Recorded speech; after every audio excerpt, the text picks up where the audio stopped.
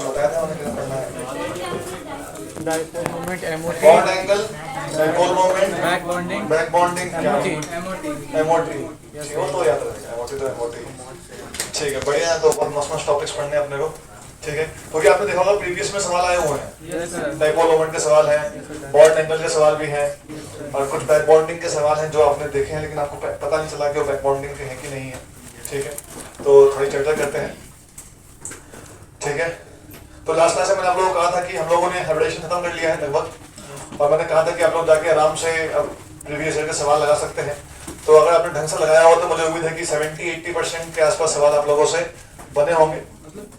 Hybridisation वगैरह पूरा बन गया है, जो जितना पढ़ लिया। हाँ, जितना पढ़ लिया ऑब्वियसली बात है सर, जितना हमने पढ़ लिया मतलब उसी का, जितना पढ़ लिया उसी का 70-80%, और उसका तो 100 लगा लिया तो बहुत अच्छी बात है।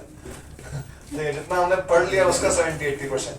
ठीक है, तो क्या आप लोग अब थोड़ा सा कंफर्टेबल है कि हाइब्रिडाइजेशन निकालते कैसे हैं, और लुईस डॉट स्ट्रक्चर मतलब हमारे लिए कितना इंपॉर्टेंट है। दिख रहा है आप लोगों को कि मतलब हम हर एक कंपाउंड का लुईस डॉट स्ट्रक्चर बनाते हैं और उसके बेसिस से हम सिग्मा बॉन्ड काउंट करते हैं, पाई बॉन्ड काउंट करते हैं, और हम लोग क्या निकाल लेते हैं, हाइब्रिडाइजेशन निकाल लेते हैं।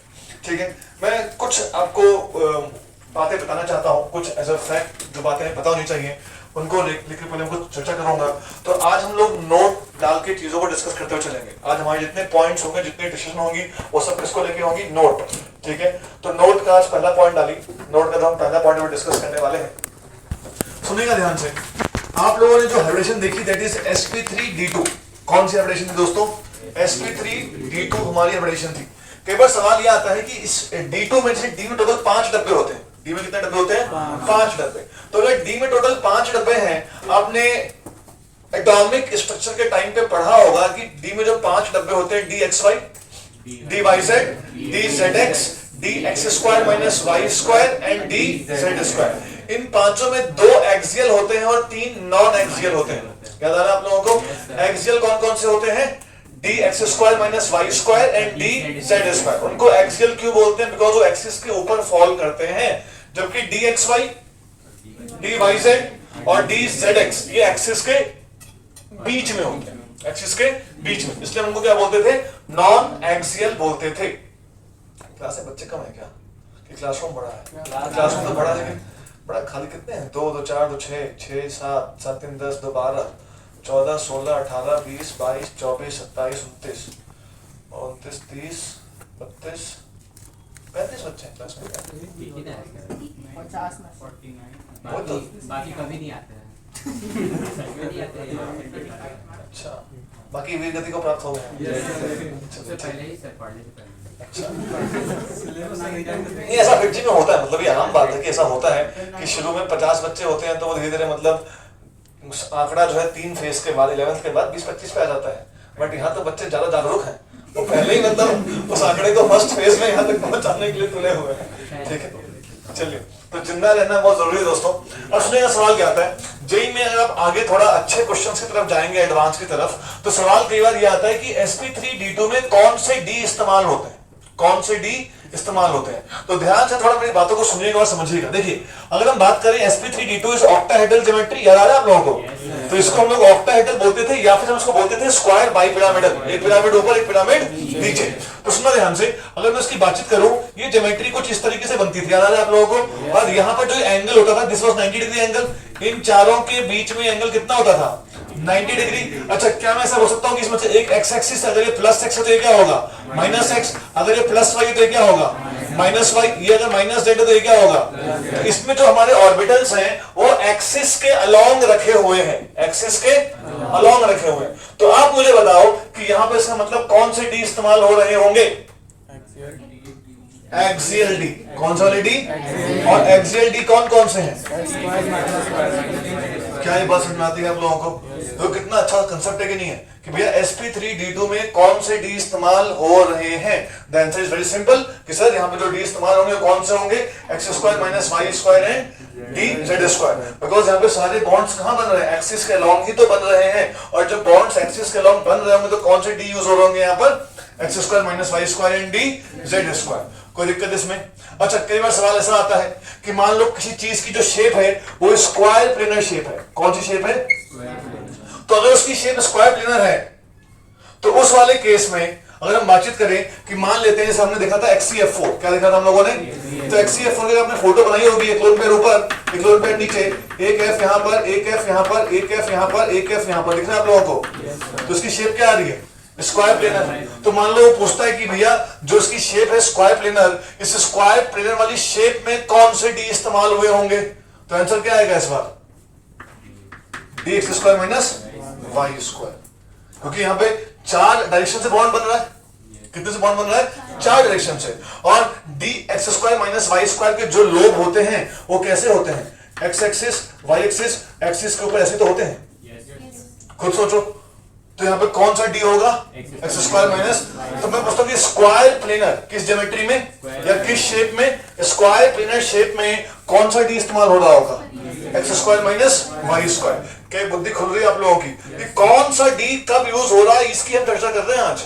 कितने अंदर जाके सोचो कि कौन सा डी कब इस्तेमाल हो रहा है, आपको समझने आना चाहिए कि भैया कौन सा वाला डी है यहाँ पर। कोई दिक्कत इसमें बताइए मुझे, ठीक है? अच्छा, थोड़ा और सोचते हैं। अगर मैं बात करता हूं sp3d की, किसकी बात करता हूं? मान लो सवाल आता है कि इसमें कौन सा डी इस्तेमाल होगा, तो थोड़ा और सोचना है इसके बारे में। sp3d में 3 तो ऐसे होते हैं जो ट्रायंगल बना रहे होते हैं, आपको याद होगा, है कि नहीं?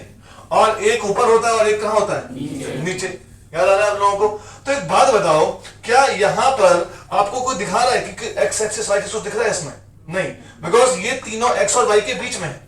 और ये जो एक्सिस होगा ये हमारा कौन सा एक्सिस है? Z axis. तो यहाँ पे कौन सा डी आ रहा होगा? D Z square. क्या रिलेट कर पा रहे हैं हम लोग? तो ये आपका पहला पॉइंट आपको लिखना है कि कौन सी हाइब्रिडाइजेशन में कौन सा डी इस्तेमाल होता है और क्यों हो रहा है।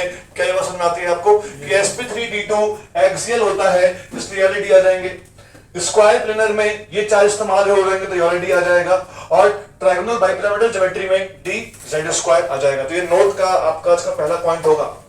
तो अपने नोट के फर्स्ट पॉइंट में इन तीनों एग्जांपल्स को लेकर लिखेंगे कि किसमें कौन सा डी इस्तेमाल हो रहा है।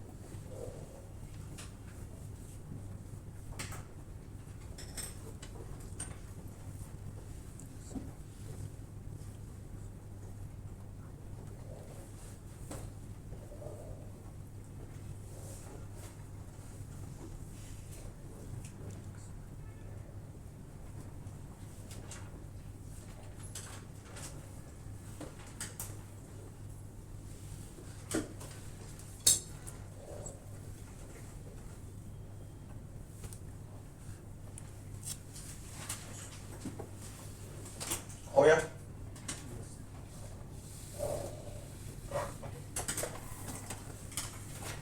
ठीक है, अब कुछ बातें कर लेते हैं यहाँ पर।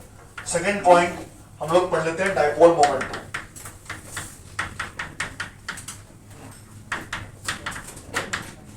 ध्यान से मेरी बातों को पहले पूरा सुनना, समझना और फिर यहाँ पर हम चीजों को डिस्कस करेंगे और कंपेयर करेंगे। इसलिए ध्यान से बातों को सुनते जाइए, एकदम ध्यान से ध्यान से ध्यान से।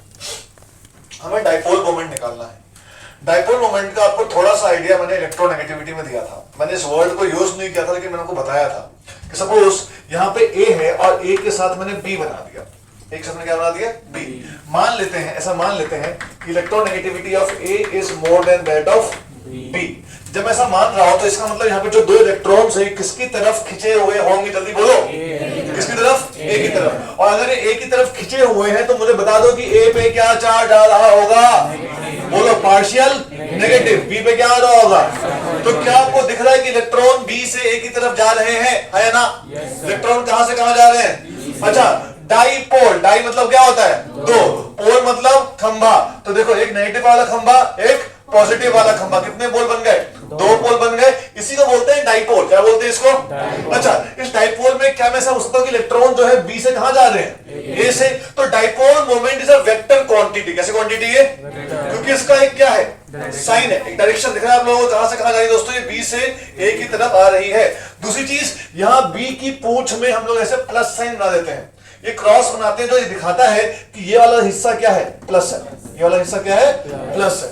बात समझ में आ रही है आप लोगों को? अच्छा, डाइपोल का सिंबल होता है Q, sorry mu is the symbol of dipole moment. इसका फॉर्मूला क्या होता है? 2 चार्जेस, एक चार्ज Q1, एक चार्ज Q2, एक पॉजिटिव चार्ज और एक नेगेटिव चार्ज, दोनों का मैग्नीट्यूड सेम हो, दोनों का मैग्नीट्यूड क्या हो? सेम हो, तो इसको हम Q ही बोल देते हैं। और इनके बीच का डिस्टेंस मान लेते हैं कितना है?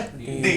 तो डाइपोल मोमेंट का फॉर्मूला होता है Q into D, that is charge into displacement. ठीक है, इसके बारे में फिजिक्स में पूरा 12th में चैप्टर है डाइपोल मोमेंट निकालने का। हमारा काम डाइपोल मोमेंट की कैलकुलेशन से नहीं है, हमारा काम है डाइपोल मोमेंट की कंपैरिजन से। इससे मतलब हमें उसके कंपैरिजन से। तो ये सिंपल सा फॉर्मूला होता है mu is equal to Q into D. अब हमें कैसे कंपेयर करना है, सुना ध्यान से, तो आराम से एग्जांपल सुना, दिमाग खुलेगा। सबसे पहले मैं एग्जांपल ले रहा हूं CO2, कर लिया मैंने CO2। हम कोई भी एग्जांपल लेंगे, सबसे पहले आपको उसकी ज्योमेट्री बनानी है। क्या बनानी है? उसकी ज्योमेट्री। ज्योमेट्री मतलब इलेक्ट्रॉनिक ज्योमेट्री। किसकी बात कर रहा हूं मैं? इलेक्ट्रॉनिक ज्योमेट्री की मैं बातचीत कर रहा हूं। तो आपको इसकी इलेक्ट्रॉनिक ज्योमेट्री बनानी है। तो पहले आप दिमाग में सारी फोटो बनाओ कि CO2 का लुईस डॉट स्ट्रक्चर क्या था। याद आ गया आप लोगों को? C के साथ 2 डबल बॉन्ड, 2 ही सिग्मा बॉन्ड आ रहे थे। 2 सिग्मा बॉन्ड मतलब AB2 सिस्टम, AB2 सिस्टम मतलब लीनियर। ठीक है, तो दिमाग में सबको दौड़ना चाहिए। तो यहां मैंने CO2 की फोटो बना दी। कोई दिक्कत इसमें? कोई दिक्कत? याद है? बोलो। अब देखो यार ध्यान से कि CO2 में C और O में ज्यादा इलेक्ट्रोनेगेटिव कौन होगा? बोल दो। O। तो इलेक्ट्रॉन कौन खींच रहा होगा? तो यहाँ क्या दिख रहा है कि कार्बन से O की तरफ जाएगा, हाँ या ना? पक्का? कार्बन से O की तरफ जाएगा, हाँ या ना? पक्का? और दोनों वेक्टर्स कैसे होंगे? इक्वल? पक्का भाई। तो 2 equal vector at an angle of 180 degree, net result will be 0। तो यहां इसका डाइपोल मोमेंट क्या आ जाएगा? 0। जिस कंपाउंड का डाइपोल मोमेंट 0 आता है उन कंपाउंड को बोलते हैं नॉन पोलर कंपाउंड। क्या बोलते हैं? बोलो। Non polar. नॉन पोलर मतलब डाइपोल मोमेंट क्या है जिसका? 0। अच्छा, स्टेटमेंट जेई एडवांस में आया था, सुना स्टेटमेंट क्या थी? जेई एडवांस में ट्रू फॉल्स सवाल आते थे, जानते हैं आप लोग? 4 ऑप्शन, कौन से ट्रू है कौन से फॉल्स है, ऑप्शन TTFF लिखा हुआ आता था। ठीक है, स्टेटमेंट सुना ध्यान से। स्टेटमेंट ये थी कि in a non-polar compound, सुनना, in a non-polar compound, all the bonds are non-polar. In a non-polar compound, all the bonds are non-polar. क्या लगता है आपको? तो ये भैया ये बॉन्ड पोलर है। कैसा बॉन्ड है? इलेक्ट्रॉन एक तरफ खींच रहे हैं। ये बॉन्ड में कैसा बॉन्ड है? इलेक्ट्रॉन एक तरफ खींच रहे हैं। लेकिन नेट ये कंपाउंड क्या है? Non polar. देख रहे हैं आप लोगों को? तो मैं ऐसा बोलता हूं कि नॉन पोलर कंपाउंड के अंदर सारे बॉन्ड भी नॉन पोलर होने चाहिए। क्या जरूरी है? नहीं जरूरी, ऐसा कुछ भी नहीं है। कई पोलर नॉन पोलर वर्ड समझ में आ रहे थे? एग्जांपल्स और एग्जांपल्स से दिमाग और खुलेगा। सपोज मैंने लिया SO3। क्या लिया मैंने? SO3। ज्योमेट्री याद है आपको इसकी? अब तो मतलब आप लोगों को रट जाना चाहिए कि भैया इतने सारे एग्जांपल करवा दिए। ठीक है, तो देखिए ध्यान से, SO3, एक इधर को, एक इधर को, एक इधर को, 3 equal vectors at an angle of 120 degree, dipole moment will be equal to, compound क्या हो जाएगा? Non polar. पक्का? अरे पक्का पक्का पक्का। देखो एग्जांपल देते हैं। मैंने लिखा CH4। क्या लिखा मैंने? देखिए ध्यान से, CH4 तो carbon H H H H, और कार्बन और H में किसकी इलेक्ट्रोनेगेटिविटी ज्यादा है? कार्बन। ठीक है, तो यहाँ कार्बन खींच रहा है, कार्बन खींच रहा है, कार्बन खींच रहा है, कार्बन खींच रहा है। दिख रहा है आप लोगों को? तो यहां पर 4 इक्वल वेक्टर, कितने इक्वल वेक्टर है? 4, and 4 equal vector at an angle of 109 degree 28 minutes. Again dipole moment will be equal to, compound will be non polar. अब आपको लगेगा कि सर सारे कंपाउंड नॉन पोलर ही है, इसका मतलब नहीं, ऐसा नहीं है, जरूरी नहीं है। एग्जांपल देखते हैं। जैसे मान लीजिए, मैं एग्जांपल ले रहा हूं कुछ और। जैसे मान लीजिए दिमाग में लिखाता हूं मैंने लिखा यहाँ पर SO2। क्या लिखा मैंने?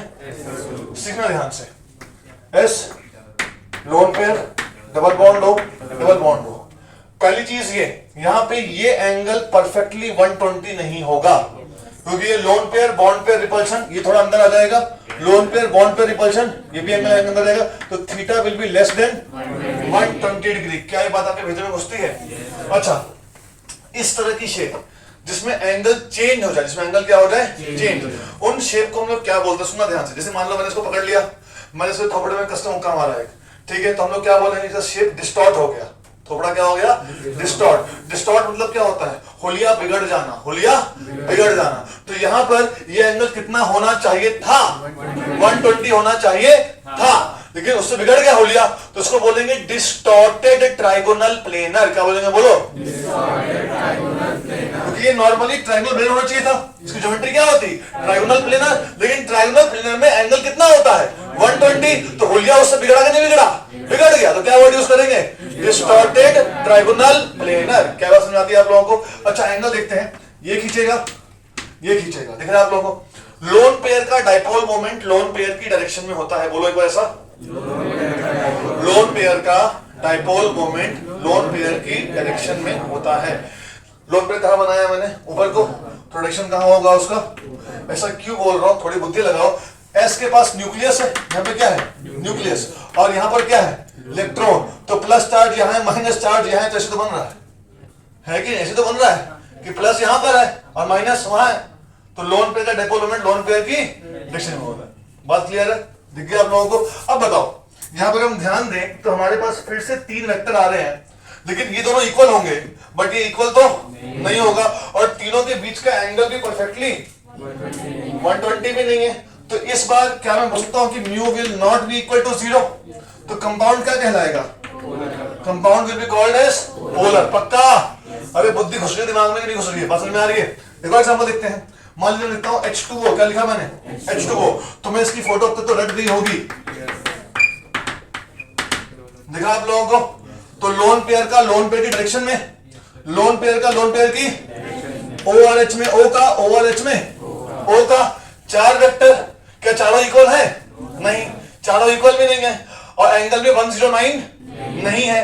इसका एंगल कितना होता लिखवाया था, 104.5, याद आ रहा है, क्योंकि दो लोन पेयर है, ये भी धक्का मार रहा है, ये भी धक्का मार रहा है। यहां से ये एंगल होना कितना चाहिए था, 109 डिग्री 28 मिनट। कितना होना चाहिए था, 109 डिग्री 28 मिनट, और एक घंटे कितना रहता है, 104.5 डिग्री। शेप को, ज्योमेट्री को क्या बोलेंगे, geometry will be called as distorted tetrahedral. क्या बोलेंगे, बोलो, डिस्टॉर्टेड टेट्राहेड्रल। क्या बोलेंगे सारे, बोलो, डिस्टॉर्टेड टेट्राहेड्रल। हाँ, तो डिस्टॉर्टेड टेट्राहेड्रल। क्या ये बात आपके भेजे में घुस रही है। तो डाइपोल मोमेंट अगेन क्या हो जाएगा, नॉट इक्वल टू 0। कंपाउंड क्या हो जाएगा, डाइपोल मोमेंट। कंपेयर करने का आइडिया लगा, इसको नोट करिए, कुछ अच्छे एग्जांपल करेंगे। ये हमारा सेकंड नोट में चल रहा है point. This is note number 2 going on. भैया आपको अगर कंपाउंड की फोटो बनाने आती है तो आप उसकी सब कुछ निकाल सकते हैं दोस्तों, और मैंने आपको कम से कम 50-60 एग्जाम्पल तो क्लास में करवाए हैं। और अगर आपने प्रीवियस ईयर बनाया होगा तो आपको सारे कंपाउंड दिख भी गए होंगे एक ना एक बार। तो देखे कि नहीं दिखे आप लोगों कंपाउंड, सब चीजें तो आई रखी हैं उसमें।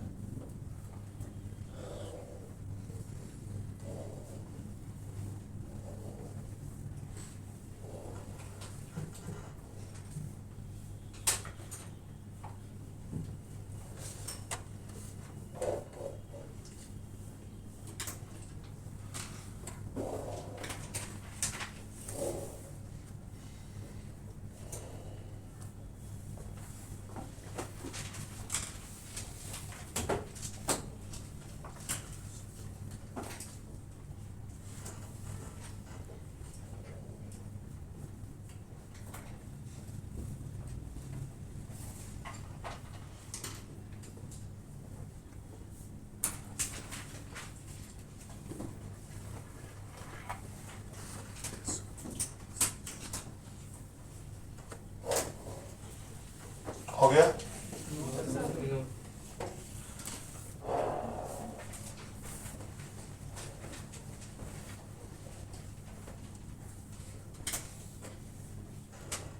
अच्छा, तो इसका मतलब क्या मैं ऐसा बोल सकता हूँ कि जब भी लोन पेयर आएगा तो डिस्टॉर्शन आ जाएगी। सर अगर एक्सियल में 2 लोन पेयर है तो नहीं होगा, स्क्वायर बाय पिरामिड में ऊपर है XCF4, एक लोन पेयर ऊपर, लोन पेयर, लेकिन डिस्टॉर्शन। हाँ, तो ऐसा स्टेटमेंट आ सकती है कि अगर कभी लोन पेयर आ जाए तो डिस्टॉर्शन आ ही जाएगी, जरूरी नहीं है, बिल्कुल ठीक है। और यहाँ पे एक स्टेटमेंट लिख लीजिएगा जरूर याद से कि अ नॉन पोलर कंपाउंड में कंटेन पोलर बॉन्ड्स, है कि नहीं, कि नॉन पोलर कंपाउंड में पोलर बॉन्ड्स तो है ही, नेट ओवरऑल 0 आ रहा है इसलिए हम कंपाउंड को नॉन पोलर बोल रहे हैं, बॉन्ड्स तो पोलर है उसमें।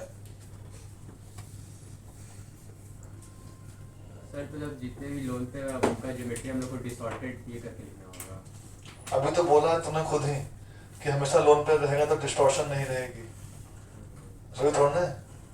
सर डिस्टॉर्ट होगा तब लिखेंगे, मेंशन करेंगे डिस्टॉर्ट। बस थोपड़ा खराब हुआ तो लिखेंगे, थोपड़ा खराब नहीं हुआ तो नहीं लिखेंगे, सिंपल सी बात है, इसमें इतना क्या सोचना है।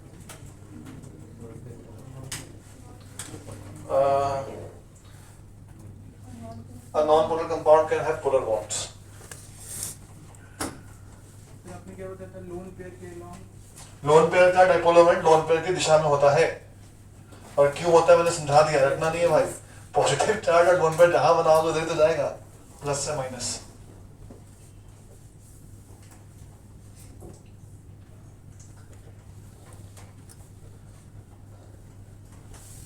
हो गया तो जल्दी करो, ठीक है। अच्छा सवाल आया होगा, अगर आपने प्रीवियस में देखा होगा कि NH3 और NF3 का डाइपोल मोमेंट कंपेयर किया जाए। बहुत ही सिंपल सवाल है, अगर आप ढंग से सोचेंगे, देखिएगा ध्यान से।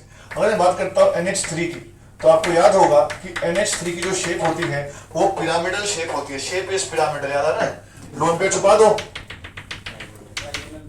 ट्रायंगल पिरामिडल शेप दिख रही है आप लोगों को, और geometry is tetrahedral and that is distorted tetrahedral, distorted tetrahedral. अच्छा यहां देखो मैं NF3 बना रहा हूं, NF3, तो अगेन 3D में फिल करिएगा इसको। अब देखिए ध्यान से, किसकी डाइपोल मोमेंट ज्यादा होगी, सवाल ये आया हुआ है, ठीक है। लोन पेयर कहां होगा, बोलते जाओ, देखते जाओ ध्यान से। N और H में कौन जीतेगा, NH में कौन जीतेगा, कौन जीतेगा। क्या आप ऐसा फील कर पा रहे हैं कि ये तीनों वेक्टर नीचे से ऊपर की तरफ आ रहे हैं और ऊपर वाला वेक्टर ऊपर की तरफ है, क्या ये सारे वेक्टर्स एडिटिव होंगे, इन सबका सम क्या हो रहा होगा, ऐड हो रहा होगा। तो मैं पूछता हूं कि नेट डाइपोल मोमेंट काफी ज्यादा होगी, कोई दिक्कत इसमें। अच्छा यहां देखते हैं इसका कहां होगा, N और F में कौन जीतेगा, F। यहां पे कौन जीतेगा, यहां पे कौन जीतेगा, ये तीन नीचे और एक कहां है, तो क्या वैल्यू क्या हो रही है इस बार, सब्ट्रैक्ट क्या हो रही है, तो इसका जो डाइपोल मोमेंट आएगा वो छोटा आएगा, इसका बड़ा है उसमें क्या है। अच्छा नेट ऊपर को होगा नीचे होगा मैं बोल नहीं सकता हूं, मैंने सिर्फ एरो ऊपर की तरफ बना दिया है, क्योंकि कौन जीतेगा मुझे वैल्यूज पता होने के बाद ही मैं कंपेयर कर पाऊंगा। एग्जैक्टली एंगल दिया होगा तब मैं चारों वेक्टर का सम निकालूंगा, आप लोगों ने पढ़ा होगा वेक्टर एडिशन लॉ, है कि नहीं। तो सिंपल सी बात है, हमें सिर्फ कंपेयर करना है। तो कौन जीता बताओ, NH3 जीत गया, किससे, NF3 से। अभी देखते हैं ना, सुनना ध्यान से, सुनना सुनना सुनना, बिल्कुल सुनना, अभी चीजों ध्यान देंगे।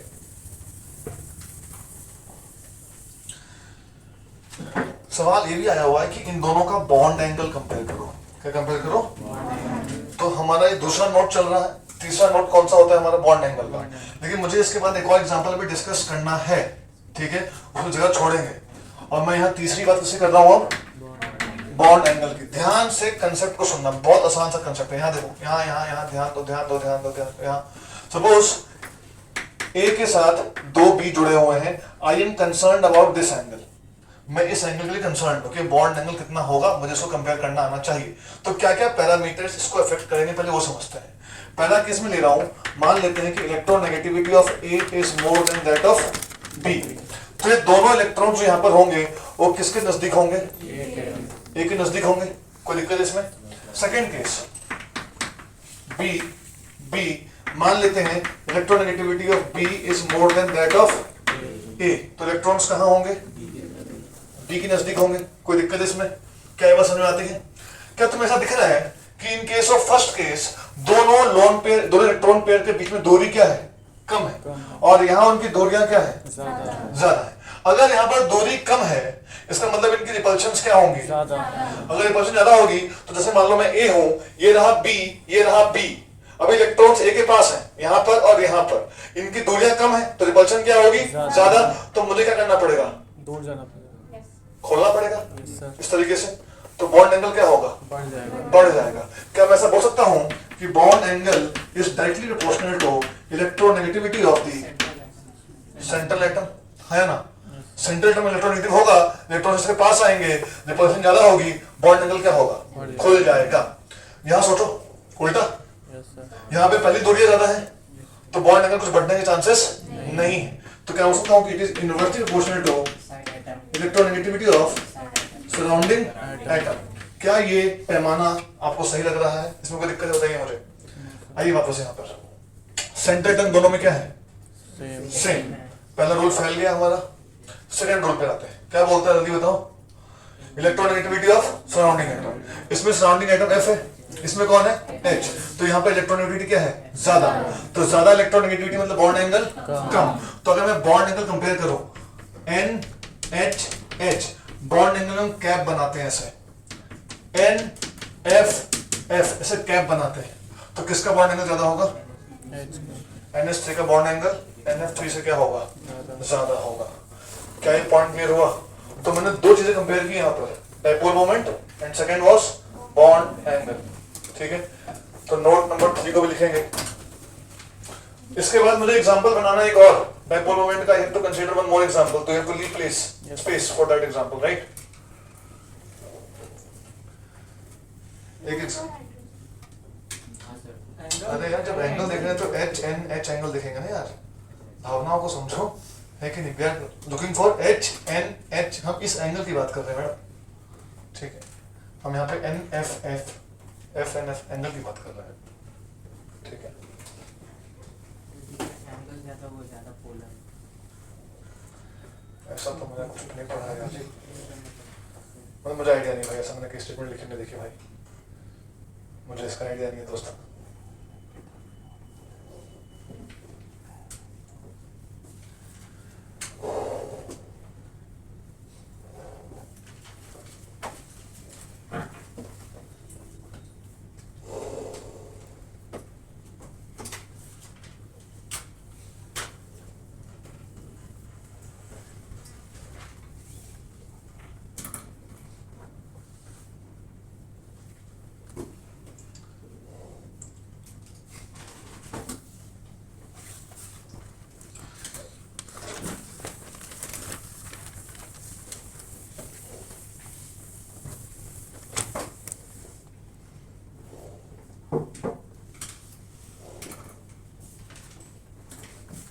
मैं चाहता हूं कि आप लोग अपनी कॉपी में PF3Cl2 PCl3F2 दोनों की फोटो बनाएंगे. मैं इसके डाइपोल मोमेंट का ऑप्शन दे रहा हूं. इसको मैं 1 बोल रहा हूं, इसको मैं 2 बोल रहा हूं. μ1 is more than μ2, μ1 is equal to μ2 equal to 0, μ1 is less than μ2. और चौथा ऑप्शन आप लोगों का फेवरेट, हमसे ना हो पाएगा, cannot be determined. तो ये रहे 4 ऑप्शन हम लोगों के पास. PF3Cl2 PCl3F2, इनका डाइपोल मोमेंट आप लोगों को कंपेयर करना है.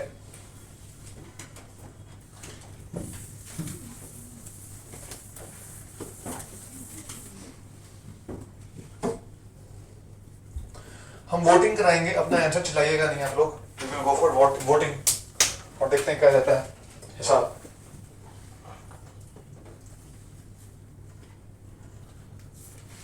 आप लोगों का केमिस्ट्री में थोड़ा कॉन्फिडेंस बढ़ रहा है हल्का हल्का, कुछ चीजें समझ में आ रही हैं. देखो धीरे धीरे केमिस्ट्री से प्यार आप लोगों को होना चाहिए. ठीक है, बहुत इंपॉर्टेंट सब्जेक्ट है भाई, और बहुत आसान भी है यार. यही सोचा था, प्यार नहीं हुआ. हो जाएगा कुछ भी. किससे? सर आप पढ़ाते हैं तो केमिस्ट्री से हो जाएगा. चलो पढ़ते रहो.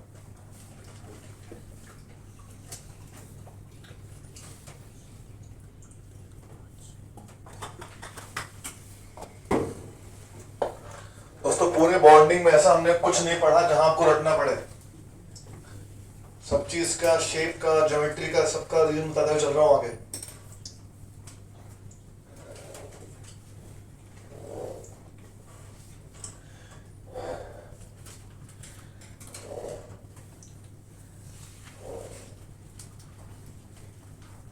ट्राइगोनल बाइपिरामिडल ज्योमेट्री बनेगी दोनों में. Yes, sir. वोटिंग कराई जाए? सर एक मिनट। ठीक, ओके।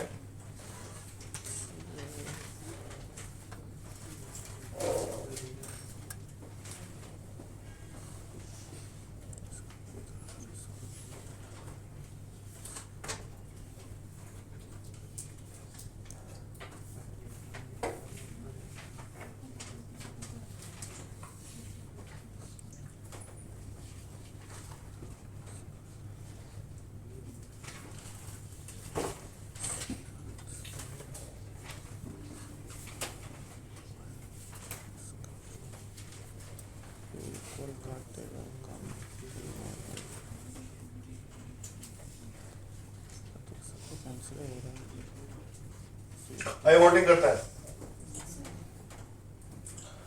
हमसे ना हो पाएगा? अच्छा, सबने कोशिश की है, बहुत अच्छी बात है। सी ऑप्शन, सी में एक भाई है हमारे साथ बस। सी सी सी सी। बी ऑप्शन, ये भी कुछ लोग हैं हमारे साथ, ठीक है। ए ऑप्शन, सबने तो वोट दिया ही नहीं, ए में अकेली मैडम है। चलिए, बहुत ही बढ़िया, ओके। इसकी क्या यहाँ पर कहानी चलने वाली है, थोड़ा हम इसके रिगार्डिंग चर्चा कर लेते हैं। The answer will B this one. ऐसा क्यों होगा, थोड़ा सा समझते हैं। पहले मैडम से पूछते हैं, मैडम आपको ऐसा क्यों लगा, बताइए।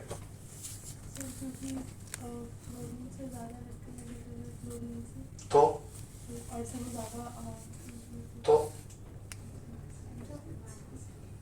ऐसे कैसे मैडम, तो तुक्के वाली बात होती है। अगर आप फोटो बनाइएगा तो दोनों कट जाएंगे, डायरेक्शन देखना पड़ता है, ज्यादा कम से फर्क नहीं पड़ता है। उसमें सब बाहर है कि तरफ और क्या। चलिए, जहां पे मैंने आप लोगों को ट्राइगोनल बाइपिरामिडल ज्योमेट्री लिखवाई थी, वहां मैंने बेंट्स रूल बोल के एक पॉइंट लिखवाया था। समय आ चुका है उसको वापस पलटने का। क्या? हाँ, उसमें क्या लिखा, देखिए पढ़िएगा।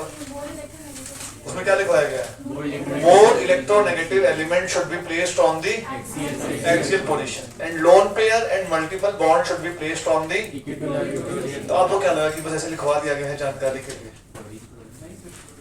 दोस्तों, this was the question which was asked in JEE Advance, ठीक है। तो PF3 की शेप जो होगी इस तरीके से होगी। This is the shape of PF3, and in case of PCl3F2, F की इलेक्ट्रोनेगेटिविटी ज्यादा है तो वही ऊपर नीचे आएगा और 3 Cl ऐसे आएंगे। और PF3Cl2 में 2 F कहाँ आएंगे? ऊपर नीचे, और एक F में कहाँ डालना पड़ेगा? यहाँ डालना पड़ेगा। तो यहाँ देखिए, ये दोनों, यहाँ पे तो पूरा खेल खत्म है यार। यहाँ तो ये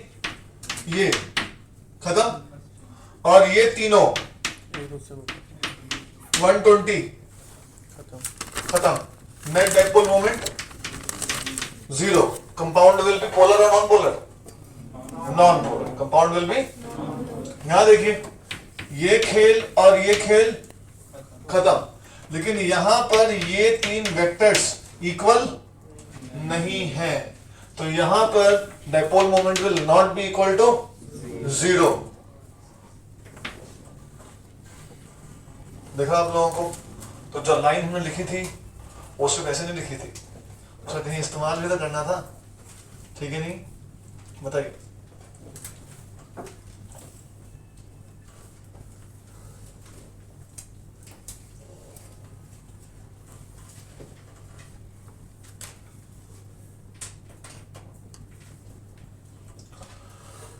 वापस आते हैं बॉन्ड एंगल पे हम।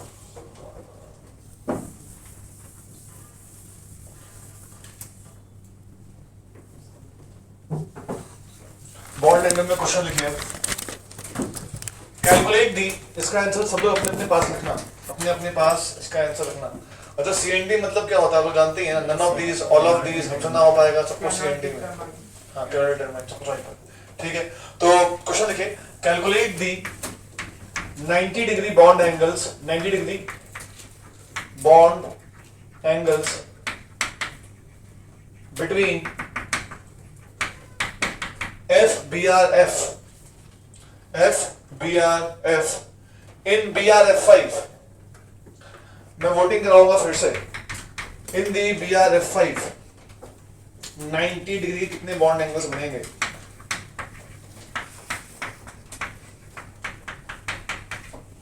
ये रहे आपके पास चार ऑप्शंस, अपना अपना करिएगा।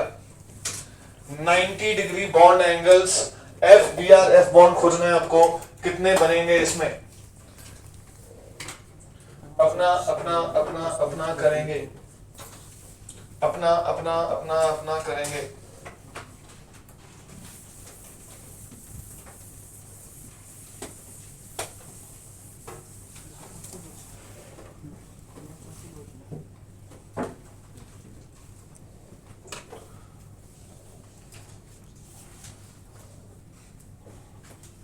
BRF5 की ज्योमेट्री बनाइए।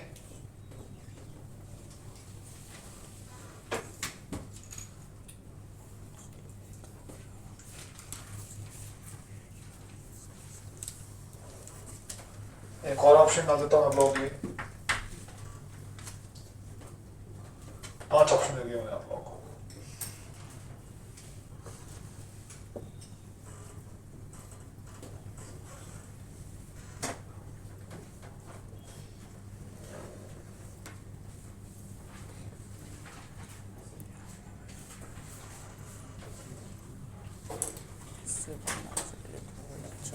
चलिए शुरू करते हैं। 4, एक भाई है, एक मैडम भी है। 4 4 4 4 4, 4 में 2 लोग, 4 में 2, 8 8 8, 8 में 1, 8 में 2, 8 में 2, 4 में 2, 8 में 2, 2, 2 में 1, 2 में 1, 2 में 2, यहां भी 2, यहां भी 2, यहां भी 2, 12, 12 में 1। अरे कोई और खड़ा कर दो भाई, सब में 2 2 थे भाई, इसमें एक ही लौटना है अपना। 12 में हमसे ना हो पाएगा, none of these, all of these। कितना आंसर आ रहा है?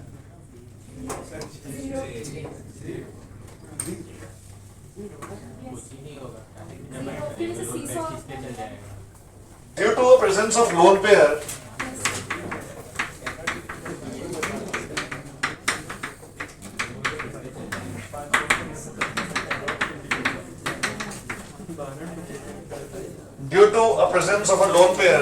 this geometry will become distorted and none of the angle will be of 90 degree.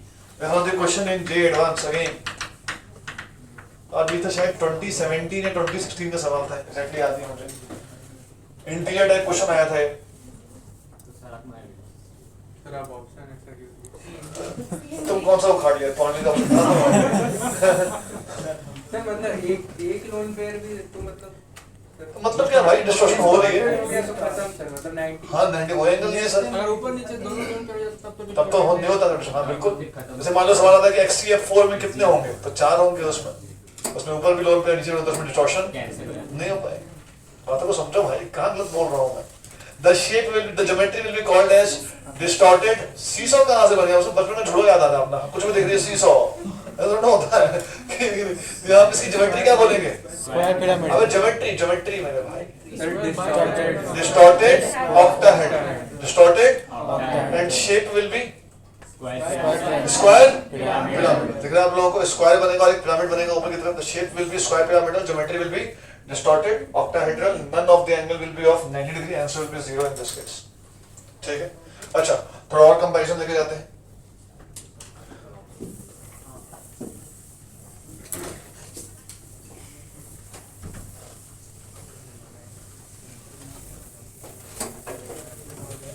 अच्छा मान लीजिए मुझे बॉन्ड एंगल कंपेयर करना है H2O H2S, ठीक है, इनका H2O H2S, ठीक है, इनको बॉन्ड एंगल के हिसाब से अरेंज करिए, शायद कर पाएंगे आप लोग। हाँ, arrange them according to the bond angle.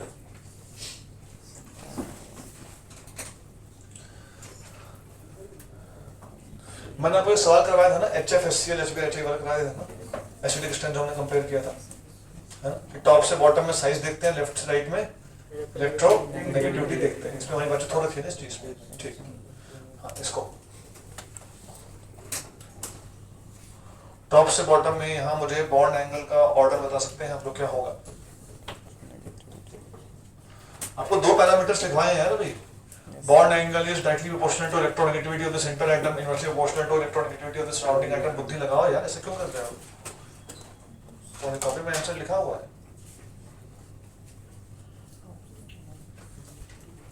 तो कैसे होगा? H2O का सबसे ज्यादा होगा, क्यों? बिकॉज O की इलेक्ट्रोनेगेटिविटी सबसे ज्यादा है। अगर उसकी इलेक्ट्रोनेगेटिविटी सबसे ज्यादा है तो it directly proportional to electronegativity of the central atom. फिर कौन आएगा? फिर कौन आएगा? फिर कौन आएगा? कंपेयर कर पाओगे? इनफैक्ट अगर तुम्हें थोड़ा और अच्छे से याद हो तो इनमें तो हाइब्रिडाइजेशन ही नहीं होगी, और तभी तो H2S में बॉन्ड एंगल 90 के आसपास आया था, याद आ रहा है? तो इसमें 92 डिग्री, इसमें 91.5, मतलब 90 के आसपास, सब 90 के आसपास ही रहते हैं। और इसमें कंपेयर करना पड़ेगा तो कंपेयर तो हम कर ही पा रहे हैं, बात समझ में आ रही कि नहीं आ रही है? और जबकि इसका बॉन्ड एंगल कितना होता था? 4.5 और इसका 92 डिग्री के आसपास होता था। याद आया आप लोगों को? और इन सब में कौन सा रूल लग रहा था दोस्तों? हाँ, तो बार बार लिखना है ताकि चीजें याद हो जाए हमें, ठीक है? तो इक्वल टू थोड़ा होता है, सबका एंगल इक्वल थोड़ा हो जाएगा, थोड़ा फर्क तो पड़ेगा ना सर। मतलब 92 के आसपास ही रहेगा। हाँ, 90 से 92, मतलब 92 से कम ही तो रहेगा ये, यस बस थोड़ा कम हो जाएगा, ठीक है? तो क्या आप लोगों को बॉन्ड एंगल कंपेयर करना आ गया? ठीक है। डाइपोल मोमेंट पढ़ लिया हम लोगों ने, डाइपोल मोमेंट हो गया।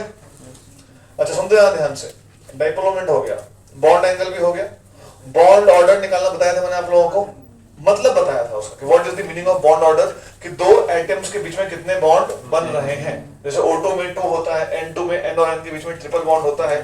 तो अगर आप किसी की फोटो बनाएंगे तो आप क्या निकाल सकते हैं? वहां पर बॉन्ड ऑर्डर निकाल सकते हैं। रेजोनेंस के रिगार्डिंग हमने ज्यादा बातचीत नहीं की थी, मैंने आपको कहा था रेजोनेंस पूरा का पूरा हम लोग कहाँ मेनली पढ़ते हैं उसको, ऑर्गेनिक केमिस्ट्री पढ़ते हैं, लेकिन मैंने आपको उसका मतलब बताया था कि अगर हम किसी का लुईस डॉट स्ट्रक्चर एक से ज्यादा बना सकते हैं तो वहां पर क्या हो रही होगी? रेजोनेंस हो रही होगी। और वहां मैंने आपको पार्शियल बॉन्ड का कंसेप्ट भी बताया था कि what is the meaning of partial double bond, क्या मतलब होता है, ठीक है? Because now we are going to use that concept जो हम लोग पढ़ेंगे अभी, back bonding.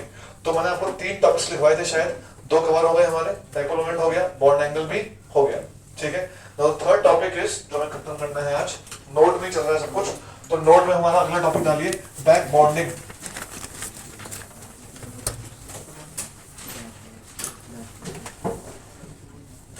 Back bonding, back bonding.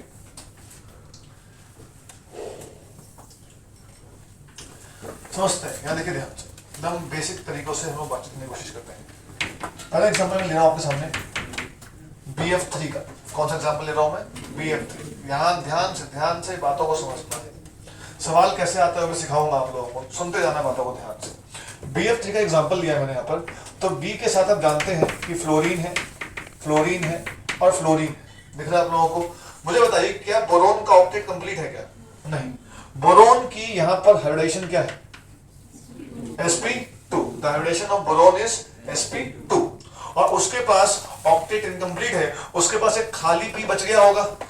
P में 3 डब्बे होते हैं, 2 डब्बे कहाँ चले गए? हाइब्रिडाइजेशन में। एक डब्बा खाली बच गया, कोई पाई बॉन्ड तो नहीं बना रहा है वो जहां पर इन्वॉल्व होता, इसलिए एक इसके पास क्या बच गया? एक खाली P बच गया है। क्या बात समझ में आ रही है आप लोगों को? अच्छा ध्यान दीजिएगा, वो खाली P ये रहा, कोई दिक्कत इसमें? दिस इज दैट खाली P। अच्छा, क्या आप ऐसा समझ पा रहे हैं कि बोरोन को यहां पर इलेक्ट्रॉन पेयर चाहिए? क्या चाहिए बोरोन को? क्या चाहिए बोरोन को? जिसको इलेक्ट्रॉन पेयर चाहिए होते हैं उसको बोलते हैं लुईस एसिड। क्या बोलते हैं उसको? क्या बोलते हैं उसको? हाँ, तो boron is going to behave like a Lewis acid. सब बातें बताऊंगा मैं आपको, टेंशन नहीं लो, सुनना ध्यान से। क्या आपको दिख रहा है कि यहाँ फ्लोरीन के पास 3 लोन पेयर मौजूद है ना? फ्लोरीन के पास कितने लोन पेयर हैं? 3 लोन पेयर मौजूद है। भैया पड़ोसी बीमार है, गरीब है, इलेक्ट्रॉन्स नहीं है उसके पास, इसके पास इलेक्ट्रॉन है, क्या आपको लग रहा है कि फ्लोरीन अपना इलेक्ट्रॉन पेयर्स को ऐसे डोनेट कर सकता है? कर सकता है। इनऑर्गेनिक बेंजीन में हुआ था। इनऑर्गेनिक में देखा था हम लोगों ने, जहाँ पर NH हमने लिखा था B3N3S6, याद आ रहा है आपको? जहाँ पे N ने अपने लोन पेयर्स इसको दिए थे, B को। अपने कॉपी के पन्ने पलटो, देखो एक बार तुम्हें याद आएगा।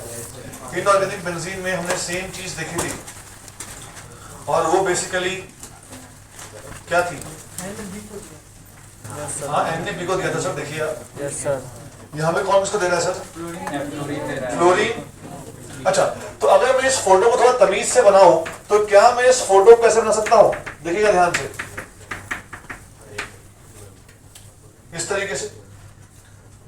बाकी फ्लोरीन बोलेंगे भाई हम भी चाहते हैं अपने पड़ोसी की सहायता करना, वो भी दे सकते हैं। तो इसका मतलब और क्या क्या स्ट्रक्चर्स पॉसिबल है? देखिए, ये भी दे सकता है।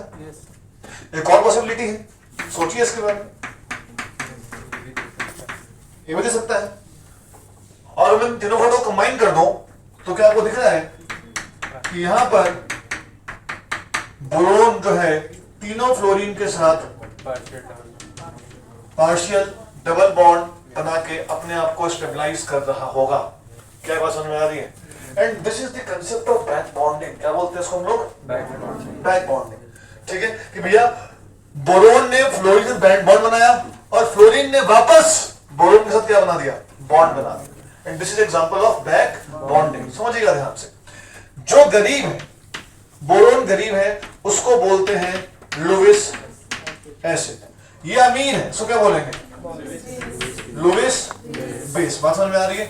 और यहां पर लुईस बेस और लुईस एसिड एक ही मॉलिक्यूल के अंदर हैं, तो इस तरह की रिएक्शन को बोलते हैं इंट्रामॉलिक्यूलर। क्या बोलते हैं बोलो? एक होता है इंटरमॉलिक्यूलर, एक होता है इंट्रा। इंट्रा मतलब होता है अंदर ही अंदर, आपस में।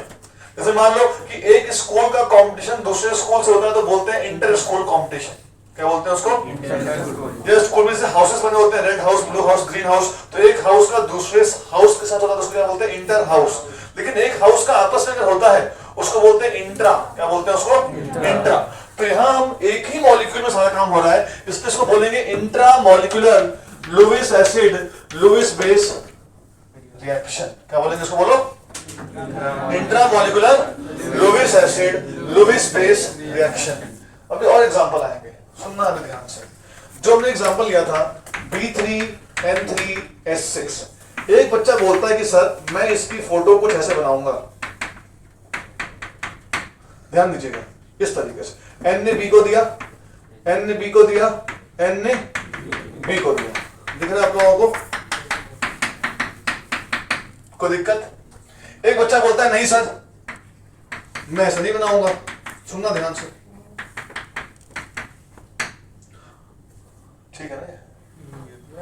थोड़ा मैंने चेंज कर दिया इसको, करने दो। इसको भी करने दो, तो हम दोनों कंपेयर कर पाएंगे ना। और यहाँ क्या रहेगा? बी। उसने बोला सर मेरे वाले N ने इसको दिया होगा, इसने इसको दिया होगा और इसने इसको दिया होगा। तो अगर मैं दोनों फोटो को जब कंबाइन करूंगा तो क्या आपको बात समझ में आ रही है कि हकीकत में जो फोटो बनेगी वो कैसी बनेगी? क्या आएगा हर जगह? बताओ। पार्शियल डबल बॉन्ड मुझे बनाना पड़ेगा। NB BN। दिख रहा है आप लोगों को? देखा? और हर जगह क्या लगा देना है मुझे? एक H। इसलिए अगर आपको थोड़ा अच्छे से याद हो, आपने बहुत बार बेंजीन की जो फोटो देखी होगी, बीच में गोला होता है। उस गोले का मतलब होता है कि हर जगह क्या है? Partial double bond. जो अच्छी किताबें होती है उस गोलों को कैसे दिखाती है? डॉटेड फॉर्म में दिखाती है। अच्छी किताबें गोलों का दिखाती है डॉटेड फॉर्म में। और डॉटेड फॉर्म मतलब क्या है कि हर बॉन्ड कैसा है? पार्शियल डबल बॉन्ड है। और यहाँ पे अगर मैं आपसे पूछूं कि कौन सी रिएक्शन हो रही है तो क्या बोलेंगे आप लोग? Intramolecular acid base Lewis acid base reaction. JEE ने क्या सवाल पूछा वो देखिएगा। सवाल नंबर 3, पहला एग्जांपल, पहला, दूसरा, तीसरा।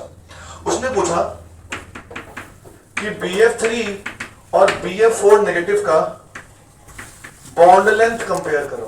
क्या कंपेयर करो? किसका किसका? BF3 और BF4 नेगेटिव का। मुझे BF4 नेगेटिव की फोटो बनानी नहीं आती, क्योंकि इसमें नेगेटिव चार्ज है, ठीक है। तो जब ऐसा केस फंसेगा जिसके बारे में हमें नहीं पता, तो यहाँ पे नेगेटिव चार्ज है, वो नेगेटिव चार्ज हम लोग हमेशा किस पे मान लेंगे, सेंट्रल एटम पर, किसमें मान लेंगे।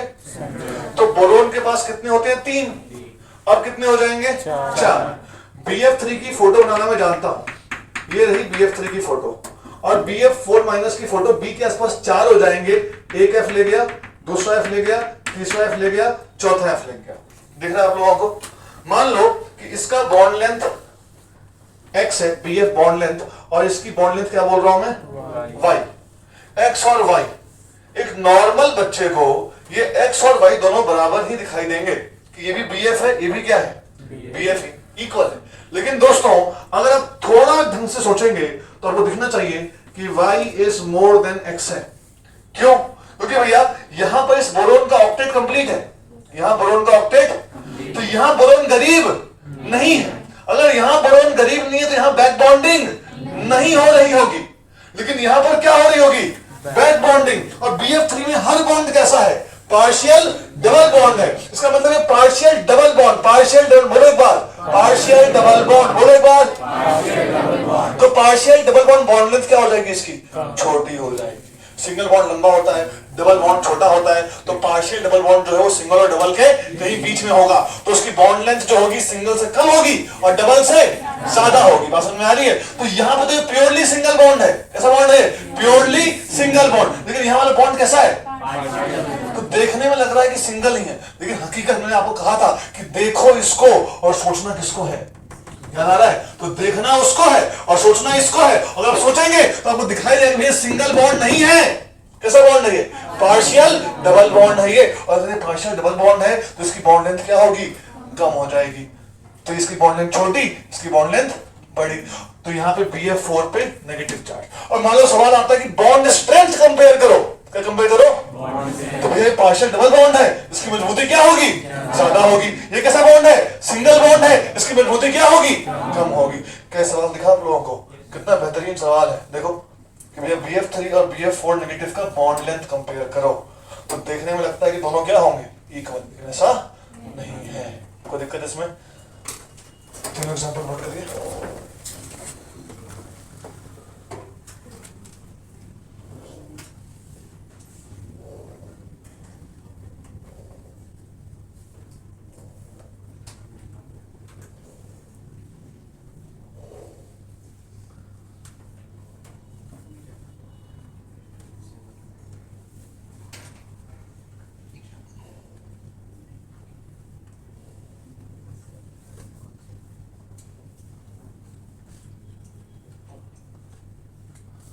x क्यों छोटा हो गया, रीजन बताया तुम लोगों को, because x is partial double bond और y क्या है दोस्तों, प्योरली सिंगल बॉन्ड। तो सिंगल बॉन्ड की बॉन्ड लेंथ ज्यादा होती है, डबल बॉन्ड उससे छोटा होता है।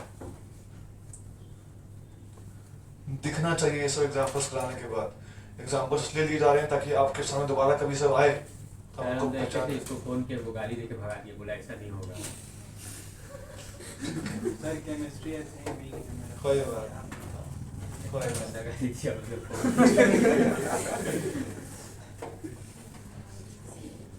आप समझ में आ गया ना भाई, ठीक। ये सब एग्जांपल्स हम कर ही इसलिए रहे हैं ताकि दोबारा कभी दिख जाए तो पहचान में कम से कम आना चाहिए कि भैया हो क्या रहा होगा।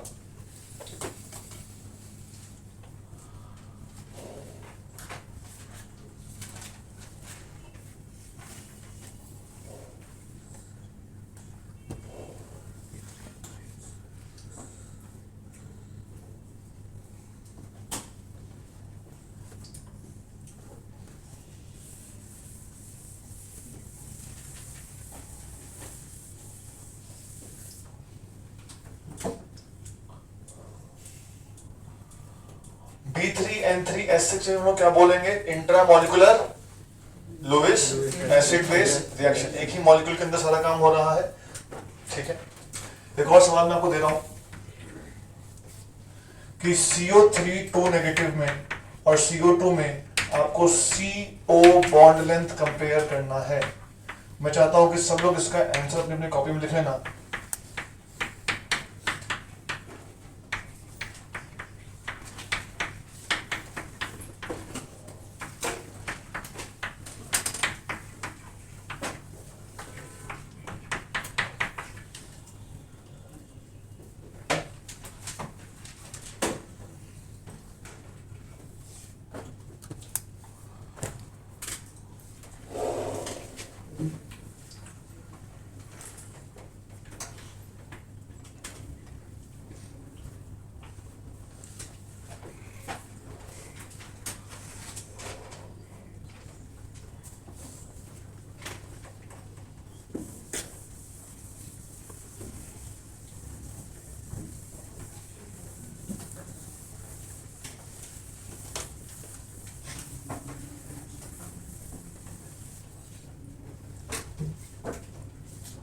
उसका रीजन जरूर लिख लीजिएगा अपनी भाषा में कि भैया BF3 में पार्शियल डबल बॉन्ड था और BF4 नेगेटिव में प्योरली सिंगल बॉन्ड था, वरना आज से 2-3 महीने बाद सिर्फ x लेस देन y लिखा हुआ दिखाई देगा आप लोगों को, और फिर वो गरिया होगा साला कहाँ पढ़ा गया था। ठीक है, इसलिए ऐसा काम नहीं करना है, रीजंस के साथ लिखिएगा तो याद रहेंगी चीजें, वरना बाद में सब सिर्फ अभी समझ में आ जाएगा, बाद में सब खाली हो जाएगा। दोस्तों यहाँ क्या आंसर आएगा जल्दी बताओ। बॉन्ड लेंथ कंपेयर करना है C और O बॉन्ड का।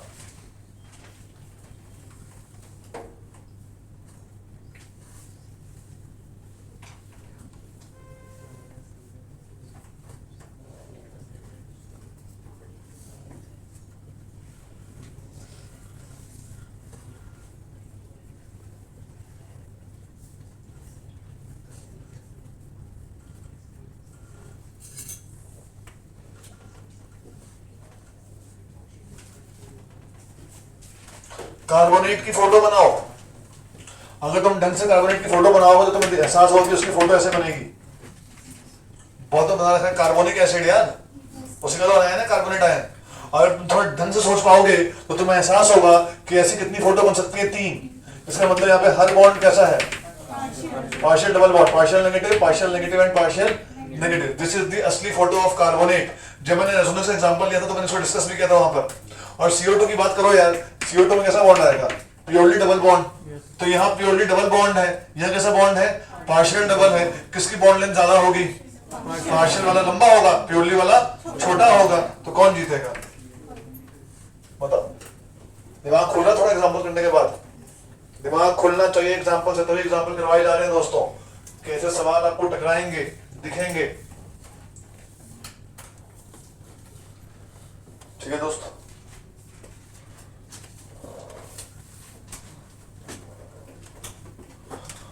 और कई बार तो पता है एग्जाम में क्या करेगा, वो ऐसे फोटो बना के दे देगा आपको ऐसे, और बोलेगा ये x है, ये y है और ये z है, इनको कंपेयर करो। साइन हो गया, साइन अटेंडेंस शीट कहां पहुंची,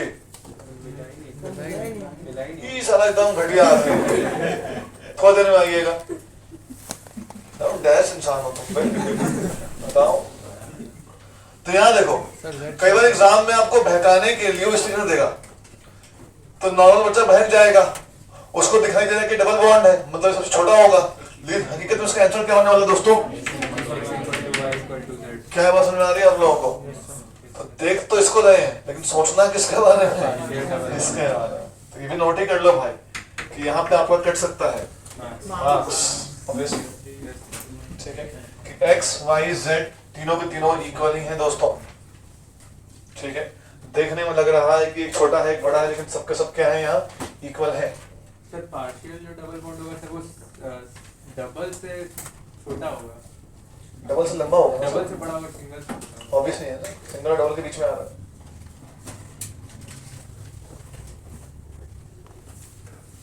ठीक है, कुछ और सवाल देखते हैं हम इसके ऊपर। देखिए इस पूरे चैप्टर में एग्जांपल्स ही बहुत ज्यादा जरूरी है, कोई थ्योरी नहीं है इस चैप्टर में। हम शुरू से क्या पढ़ते आ रहे हैं, एग्जांपल्स। इतने एग्जांपल्स हो गए हमारी कॉपी में कि हमें सब कुछ लिखना चाहिए। तो मैं बार बोल रहा हूँ एग्जांपल के थ्रू ही चैप्टर खत्म होगा। ठीक है, थ्योरी इस चैप्टर में कुछ है नहीं, एग्जांपल्स एग्जांपल एग्जांपल हर एग्जांपल हमें सिखाएगा। एक और सवाल था, एडवांस में आया था, सुनना ध्यान। सवाल क्या था, सवाल था कि NCH थ्राइस और NSiH3 थ्राइस, इन दोनों की हाइब्रिडाइजेशन एंड ज्योमेट्री निकालो। ठीक है, ये सवाल था, NCH3 thrice and NSiH3 thrice. Madam आपने जो सवाल पूछा था आज उसमें भी था। ठीक है, थोड़ा समझते हैं इसमें क्या हो रहा होगा, सुनना ध्यान से ध्यान से ध्यान से ध्यान से। अगर मैं बात करूं NCH थ्राइस, इसकी फोटो कैसे बनेगी देखना ध्यान से। N एक लोन पेयर, CH3 CH3 दिखाई दे रहा है आप लोगों को। अब मैं इसकी फोटो बनाऊंगा बगल में, N लोन पेयर SiH3 और यहां पे क्या लिख दिया मैंने, SiH3। ये जो SiH3 है, अगर मैं इसको थोड़ा खोल के लिखूं तो आपको दिखाई देगा कि यहां पर Si के साथ 3 H जुड़े हुए हैं। कोई दिक्कत? अगर मैं आपसे पूछो कि इस Si की हाइब्रिडाइजेशन क्या है, तो आपका जवाब आना चाहिए sp3। इसकी हाइब्रिडाइजेशन क्या है, sp3। इस वाले SI की भी क्या है sp3, इसकी भी क्या है sp3। कोई दिक्कत इसमें? यहाँ इनकी भी sp3 है, sp3 है, sp3 है। लेकिन सिलिकॉन कौन से पीरियड में आता है? Third period. Phosphorus, silicon, phosphorus same line में आते हैं, थर्ड पीरियड में आता है। बैक बॉन्डिंग कहां कहां हो सकती है, सुनना ध्यान से। Back bonding second period, second period, second period and third period, यहां पर सबसे अच्छी देखी जाती है। मतलब दोनों एलिमेंट कौन से पीरियड के हो? BF3 was the example. B भी सेकेंड पीरियड में था, F भी किसमें था? सेकेंड पीरियड में। तो अगर आपसे पूछो कि BF3 में जो पाई बॉन्ड बन रहा था, सुनो ध्यान से, सवाल कैसे सकता है कि BF3 में जो पाई बॉन्ड बन रहा था, ये जो पाई कोऑर्डिनेट बॉन्ड था, इसमें कौन सा ऑर्बिटल ओवरलैप कर रहा है? तो 2p पाई और 2p पाई, ये आंसर देंगे हम लोग। तो यहाँ पे जो बैक बॉन्डिंग हो रही है 2p और 2p के बीच में हो रही है। And second back bonding can be seen in एक 2 का हो और एक 3 का हो। जब दोनों 3 के हो जाएंगे तो अच्छे से ऑर्बिटल्स ओवरलैप नहीं कर पाएंगे, तो बॉन्ड काफी वीक बनेगा, तो अच्छी बैक बॉन्डिंग नहीं हो पाती। जब दोनों 4 के हो तो साइज और बढ़ गया, ओवरलैपिंग और कमजोर, अच्छा बॉन्ड नहीं बन पाता। तो अच्छी बैक बॉन्डिंग कब दिखती है अपने को? जब दोनों किसके हो? सेकंड को, और एक किसका हो? सेकंड का, एक किसका हो? थर्ड का। यहां देखिए, क्या आपको दिख रहा है कि सिलिकॉन जो है थर्ड पीरियड का है और इसके पास लोन पेयर मौजूद है, सॉरी वेकेंट ऑर्बिटल मौजूद है, d ऑर्बिटल। 3d होगा, खाली पड़ा हुआ। s और 3p कहां चले गए? हाइब्रिडाइजेशन में। मतलब इसके पास क्या खाली पड़ा हुआ है? d खाली पड़ा है, इसके पास भी d खाली पड़ा हुआ है, इसके पास भी d खाली पड़ा हुआ है। तो एक पार्टी लोन पेयर लेके खड़ी है, बगल वाली पार्टी खाली ऑर्बिटल लेके खड़ी है, क्या होगा? Back bonding, intra molecular Lewis acid Lewis base reaction. तो ये अपना लोन पेयर इस वाले सिलिकॉन को दे सकता है एक फोटो में, दूसरी फोटो में, तीसरी फोटो में। इसका मतलब n के लोन पेयर n के पास नहीं है, वो तीनों सिलिकॉन के बीच में डिस्ट्रीब्यूटेड है, तीनों सिलिकॉन के बीच में क्या है। तो अब मैं इसकी असली फोटो बनाऊं तो देखिएगा ध्यान से, n SiH3 SiH3 SiH3 दिखाई दे रहा है आप लोगों को। और हर जगह हर बॉन्ड कैसा बॉन्ड है? Partial double bond. और यहाँ पे जो p ऑर्बिटल आएगा, जो पाई बॉन्ड बन रहा है, वो पाई बॉन्ड किसके किसके पीछे बनेगा? नाइट्रोजन का कौन सा ऑर्बिटल? 2p। और सिलिकॉन का 3d, क्योंकि p तो चला गया हाइब्रिडाइजेशन में भाई, sp3 कहां चला गया है इसका? तो इसका कौन सा बचा? d। कौन सा बचा? 3d। इसका कौन सा होगा? 2p। तो यहाँ कौन सा पाई बॉन्ड बनेगा? 2p पाई 3d पाई। क्या बात समझ में आ रही है? तो देखो, सवाल ये आया था कि इन दोनों की ज्योमेट्री क्या होगी। तो इसकी ज्योमेट्री क्या आ रही है? टेट्राहेड्रल। क्या आ रही है? और इसकी क्या आ रही है? Trigonal planar. क्या चीज दिखी आप लोगों को? दूसरी खास चीज देखो, इसका dipole moment not equal to 0 और इसका डाइपोल मोमेंट क्या होगा? दिख रहा है आप लोगों को? किस्सा खत्म हो रहा है। कोई दिक्कत इसमें? बात समझ में आ रही है? और यहां पर कोई बैक बॉन्डिंग नहीं हो पाएगी, बिकॉज कार्बन की यहां पर हाइब्रिडेशन क्या है? sp3। C के साथ 3H लगे हुए हैं भाई, देखो ढंग से, 1H 2H 3H। और कार्बन के पास तो d ऑर्बिटल है ही नहीं, तो यहां तो बैक बॉन्डिंग होगी नहीं। तो कोई बच्चा ऐसे बोलता है तो ये चीज पॉसिबल यहां पर नहीं है, जबकि यहां पर बैक बॉन्डिंग होगी। तो अगर बैक बॉन्डिंग नहीं होगी मतलब लोन पेयर n पे रह जाएगा, बैक बॉन्डिंग हो जाएगी तो लोन पेयर n से गायब हो जाएगा। क्या बात समझ में आई? दोनों एग्जाम्पल क्लियर है? नोट करिए चीजों को।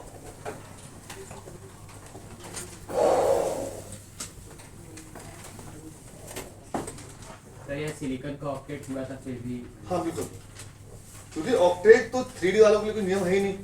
बढ़ा रहे PCl5 बनता नहीं बनता, SF6 बनता है कि नहीं बनता है। तो ऑक्टेट रूल तो हम फर्स्ट लेक्चर में वायलेट कर चुके हैं भाई। पहले हमने बात की थी कि ऑक्टेट रूल कुछ है ही नहीं। सेकंड पीरियड वाला नहीं कर सकता। हाँ सेकंड थर्ड वाला तो कर सकता।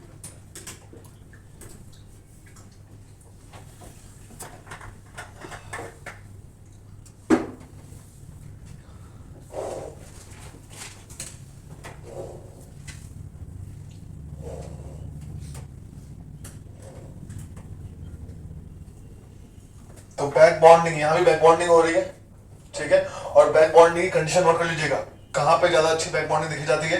जब दोनों सेकंड के हो या 1 सेकंड का और 1/3 का हो, साइन हो गया। अब कहाँ पहुंचा साइन भाई? तुम हो रहा ये देखो डैश आदमी है। तो लीक तो सर आप समझा रहे थे तो सर नहीं किए।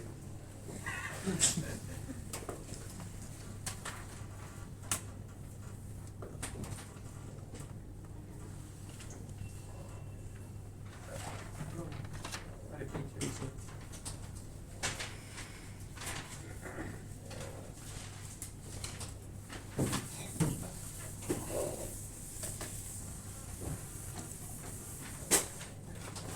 ये वहाँ नहीं बिठाने भाई।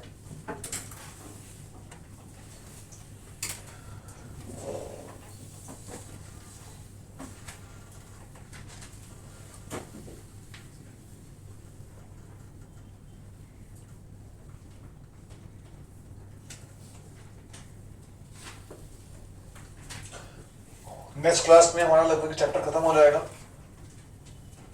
ठीक है, चांसेस ज्यादा है, और बहुत हुआ तो उसके बाद आधा लेक्चर पड़ेगा जरूरत, क्योंकि एमओटी बाकी है, हाइड्रोजन बाकी है, फिर आंसर बाकी है। एमओटी 45 मिनट के आसपास, फिर आंसर 1 घंटे के आसपास, हाइड्रोजन बैंडिंग आधे घंटे के आसपास, ठीक है। कोई दिक्कत यहाँ तक? अच्छा देखिएगा ध्यान से कुछ चीजें और। बैक बॉन्डिंग का ही केस चल रहा है अभी, उसमें मेरा साइन में घुमा देगा भाई, नीचे कुछ ऐसे घुमा रहे। अब गिनती बता कितने लोग आए हैं, गिनती गिन ले, कितने साइन नहीं हुए, अबे कितने साइन नहीं हुए गिन लेना भाई, बस एक गिनना कितने साइन। हाँ 9 नहीं, टोटल बच्चे कितने हैं? 47 नहीं हुआ, मैडम को साइन कराओ, मेरा साइन कर दे पहले भाई। मैडम नहीं, मेरा घुमा दीजिएगा, मुझे आधा पड़ेगा वहाँ तक। चलो आओ यहाँ ध्यान देते हैं हम, ठीक है। चलिए तो क्या बता रहा था मैं, एग्जाम्पल कुछ, हाँ सुनना ध्यान से। सवाल ये आया था कि मान लो NH3 और अगर हम डिस्क्रिप्शन कराएं BF3 के साथ, NH3 की रिएक्शन करवाएं BF3 के साथ, तो क्या होगा, ठीक है। इसको हम लोग पहले बैक बॉन्डिंग बोलेंगे कि नहीं बोलेंगे। पहले आपको समझना पड़ेगा कि बैक बॉन्डिंग ना एक ही मॉलिक्यूल के अंदर होती है। देख रहे हैं आप लोग जो भी एग्जांपल हमने किए कि भैया इसी मॉलिक्यूल के अंदर ही हो रही है। दो अलग अलग मॉलिक्यूल्स अगर आपस में कुछ करेंगे तो उसको हम लोग बैक बॉन्डिंग नहीं बोलेंगे। तो पहले आपको समझना जरूरी है कि मेरे भाई यहाँ पर जो है अगर इन दोनों के बीच में कुछ होगा तो बैक बॉन्डिंग का एग्जाम्पल तो नहीं होगा। क्या होगा उसके मदद करते, सुना ध्यान से। एन की फोटो बना रहा हूं, ये रही, दिस इज NH3। कोई दिक्कत इसमें? टेट्राहेड्रल हम खड़ा बनाते थे, रोटेट कर दिया 90 डिग्री से, ऐसे गिर गया, कोई दिक्कत इसमें? यहां देखिए BF3, BF यहां पर ये जो फ्लोरीन है ये बोरोन को इलेक्ट्रॉन तो दे रहा है, लेकिन देखो बोरोन और फ्लोरीन में किसकी इलेक्ट्रॉन नेगेटिविटी ज्यादा है? मतलब इलेक्ट्रॉन दे रहा है कहने के लिए, लेकिन उस इलेक्ट्रॉन को खींचे कहां रखा हुआ है? अपने पास रखा हुआ है। क्या तुम्हें दिख रहा है कि बोरोन अभी भी यहां पर दुखी है फ्लोरीन से? क्योंकि वो सिर्फ कहने के लिए इलेक्ट्रॉन दे रहा है, लेकिन मेरे भाई वो खींच भी रहा है। अगर बोरोन को कहीं और से इलेक्ट्रॉन मिल जाए तो ऑब्वियस सी बात है कि बोरोन चाहेगा कि कहीं और से मुझे इलेक्ट्रॉन मिल जाए। सुनना ध्यान से, हमारा हीरो आया यहां पर और हीरो ने मेरे भाई यहां पर बोरोन को दिए अपने इलेक्ट्रॉन, और बोरोन ने यहां वापस किए फ्लोरीन को इलेक्ट्रॉन। फ्लोरीन ने पूछा कि कोई तुम्हें मिल गया है क्या? बोरोन ने बोला हाँ शर्माते हुए, हाँ मुझे कौन मिल गया है? नाइट्रोजन मिल गया। कौन मिल गया है भाई? नाइट्रोजन मिल गया। तो यहां पर जब नाइट्रोजन इलेक्ट्रॉन बोरोन को देगा तो ये बैक बॉन्डिंग होना क्या हो जाएगी? बंद हो जाएगी। बिकॉज ये बैक बॉन्डिंग हो ही इसलिए रही थी कि भैया बोरोन गरीब था। हमने देखा कि जब BF4- वाला एग्जांपल, कौन सा एग्जांपल? BF4-, उसमें जब बोरोन का ऑक्टेट कंप्लीट हो गया तो उसने बैक बॉन्डिंग करना क्या कर दिया था? बंद कर दिया था। यहाँ पे भैया इस बोरोन को कौन इलेक्ट्रॉन दे रहा है? नाइट्रोजन दे ही रहा है। तो भैया यहाँ पर धोखे बच्चे पूछते कि सर यहाँ इलेक्ट्रॉन मिलेगा क्यों? इसका तो पार्शियल डबल बॉन्ड से सब कुछ पूरा हो गया। नहीं, सब कुछ पूरा नहीं हुआ। अभी भी कौन जुड़ा हुआ है? फ्लोरीन। फ्लोरीन की इलेक्ट्रॉनिक क्या होती है? ज्यादा। तो ऑब्वियस सी बात है मेरे भाई वो इलेक्ट्रॉन खींच के रखता होगा अपने पास, तो हमें बोरोन को कहीं इलेक्ट्रॉन्स मिल जाएंगे। अभी वो तैयार बैठा है कि मैं ले लूंगा इलेक्ट्रॉन। बात समझ में आ रही है? तो इस पूरे क्वेश्चन में देखो ध्यान से, क्या आपको ऐसा एहसास हो रहा है कि ये क्या है? Lewis base. ये क्या है? और इस बार ये रिएक्शन इंट्रामॉलिक्यूलर नहीं है, इस बार रिएक्शन कैसी है? Intermolecular Lewis acid base reaction. क्या बात समझ में आ रही है?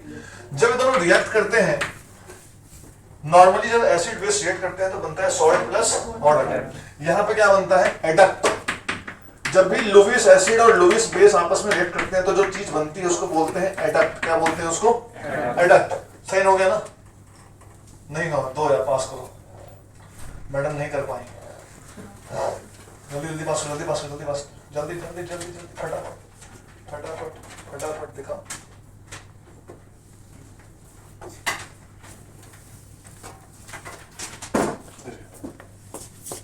हाँ, तो यहां देखो सवाल, ये सवाल जो हम डिस्कस कर रहे हैं ना, ये एनसीईआरटी का एक्सरसाइज क्वेश्चन है।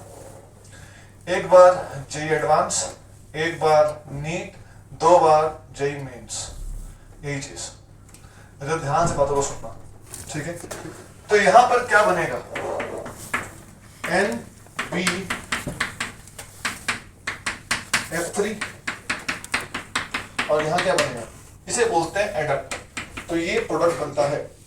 इसकी खास बात है, नाइट्रोजन यहां भी sp3 था, ये यहां पर sp2 था, ये अभी भी sp3 है, लेकिन ये भी क्या हो गया? sp3। दिख रहा है आप लोगों को? ये पहले भी टेट्राहेड्रल था और ये अब भी क्या है? टेट्राहेड्रल।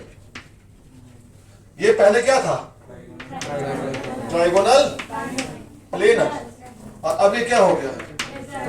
टेट्राहेड्रल। नोट करिए इस एग्जांपल को, very very important example, very very important. And this is example of intermolecular Lewis acid base reaction. ठीक है? क्वेश्चन ये था कि इसमें से किसकी हाइब्रिडेशन चेंज होगी। एक बार ये सवाल था, किताब पढ़ी किसी के पास मेंस की या उसकी? मेंस में भी दिखा दो, नीट में भी दिख जाएगा। पी ब्लॉक का सवाल था यार, ये बॉन्डिंग में नहीं मिलेगा शायद, कि पी ब्लॉक में मिलेगा, देखना पड़ेगा, ढूंढना पड़ेगा। बात ये है, मेहनत करनी पड़ेगी इसके लिए। या तो यहाँ मिलेगा या दिखा दे, सवाल ये था कि इसमें से किसकी हाइब्रिडेशन चेंज होती है, और यहाँ अगर नहीं है तो फिर पी ब्लॉक में मिलेगा। पी ब्लॉक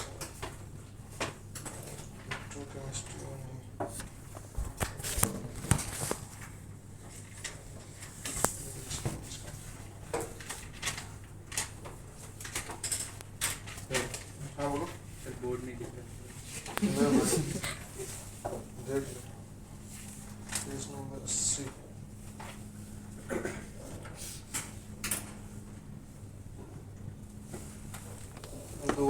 में सिर्फ BF3 के बारे में पूछा इसने।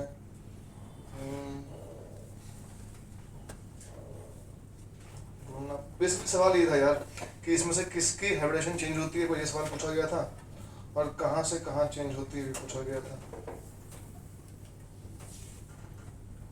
भर भर कर BF3 का सवाल बार बार पूछा हुआ है, मतलब बनाओगे पढ़ते पढ़ते कहीं ना कहीं तो मिलेगा ही, ढूंढना पड़ेगा ऐसा।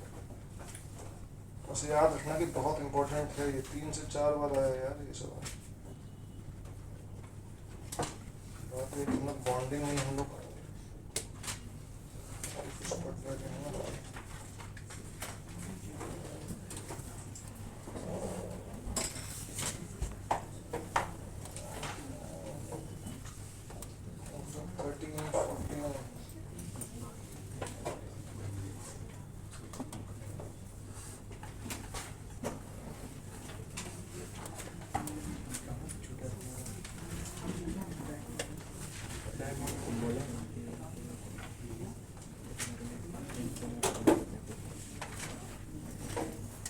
फिलहाल तो मिलने लगा है मुझे, लेकिन आया हुआ सवाल, ध्यान रखना है इसका, ठीक है।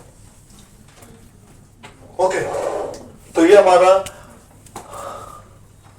सारी हमें जो प्रॉपर्टीज डिस्कस करनी थी वो सारी डिस्कस हमारी हो गई। अब हम लोग कुछ ऑर्गेनिक मॉलिक्यूल्स के स्ट्रक्चर्स को देखेंगे, ठीक है। तो उनकी बारी आती है, ठीक है। टॉपिक डालिए, structures of some organic molecules. Structures of some organic molecules. Structures of some organic molecules. कुछ ऑर्गेनिक मॉलिक्यूल्स की स्ट्रक्चर को हम लोग अब देखेंगे, ठीक है। ध्यान दीजिएगा, CH4, C2H6,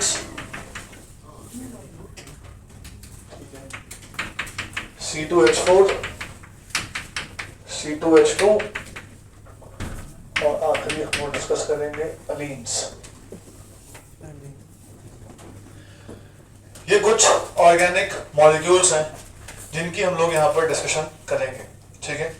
मेरी बातों को बिल्कुल ध्यान से आप लोगों को सुनना है, ठीक है, ध्यान से। CH4 में कार्बन की सबसे पहले लुईस बना लेता हूं, तो लुईस बनाऊंगा तो C के साथ 4H आएंगे, 4H मतलब इसकी हाइड्रोजन क्या हो जाएगी, sp3। sp3 मतलब मैं जानता हूं कि इस तरीके से बनेगा, कोई दिक्कत इसमें। H का कौन सा ऑर्बिटल आएगा, 1s 1s 1s 1s। कैसी ओवरलैपिंग हो रही है यहाँ पर, this is sp3 and this is 1s, तो sp3 1s वाले कितने बॉन्ड बन रहे हैं, 4 इंटू 4 आता है, बचपन से लटा हुआ है, काफी बार पढ़ लिया आप तो, कोई दिक्कत इसमें, simple. C2H6, C C H H H H H H ऐसी बनेगा, देखते जाना अभी। ये C क्या है, sp3, ये C भी क्या है, sp3। sp3 मतलब टेट्राहेड्रल, क्या होगा, बॉन्ड्स देखते हैं कैसे बनेंगे, ध्यान दीजिएगा। अच्छा, मैं हर का एक छोटा वाला नहीं बनाऊंगा, अब भावनाओं को समझना कि हर बड़े में चाहे छोटा वाला भी होगा, ठीक है।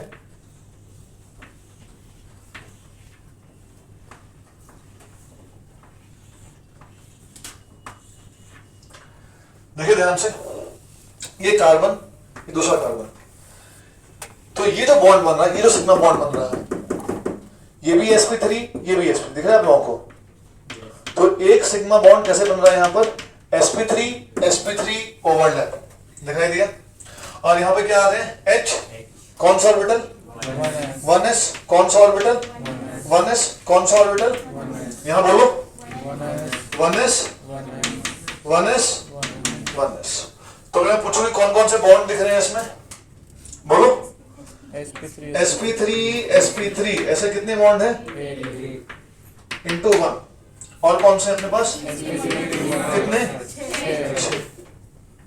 सिंपल है, पढ़ रखा है, कुछ नया इसमें नहीं है, जो हमने पढ़ रखा है वही सारी चीजें हैं, कोई दिक्कत है यहाँ तक। अब किसकी बात करेंगे, थोड़ा ध्यान दीजिएगा, पहले इनको नोट कर लो, इसको नोट कर लो।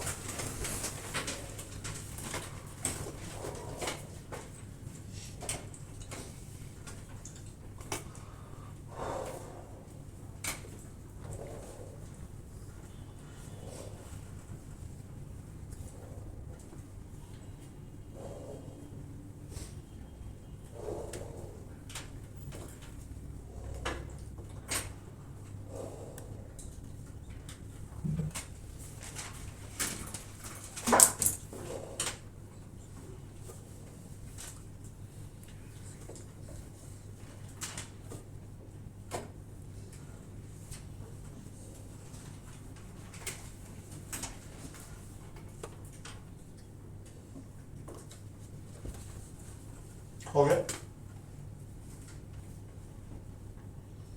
जो आप लोगों ने पहले बनाया हुआ है, मतलब इसमें हम कुछ नया नहीं सीख रहे हैं, हमने जो डिस्कस कर रखा है वही चीज दोबारा आ रही है।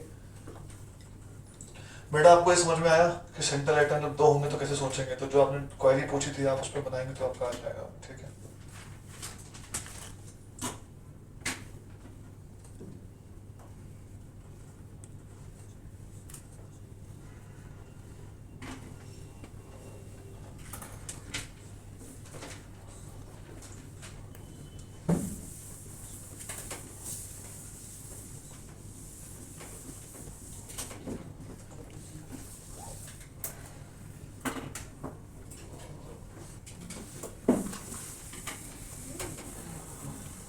आइए अब बात करते हैं C2H4 की। अगर मैं इसका लुईस बनाऊं तो शायद आप लुईस जानते हैं कि इसका ऐसे बनेगा,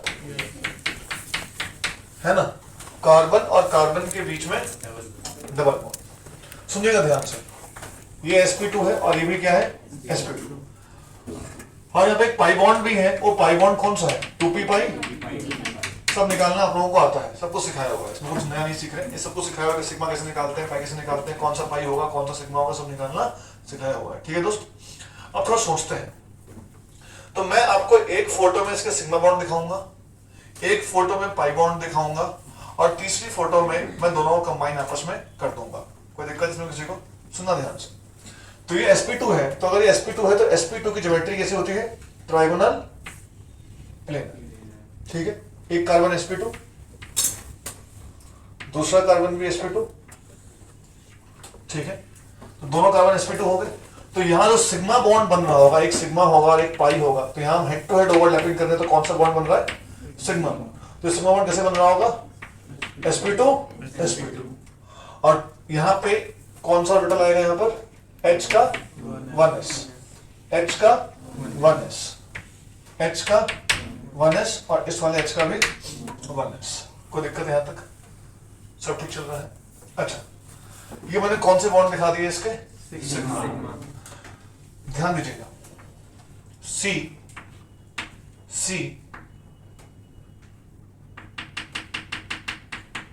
H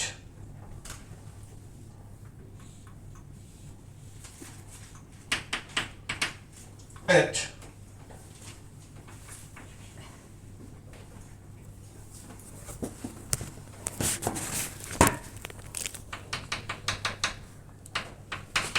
H H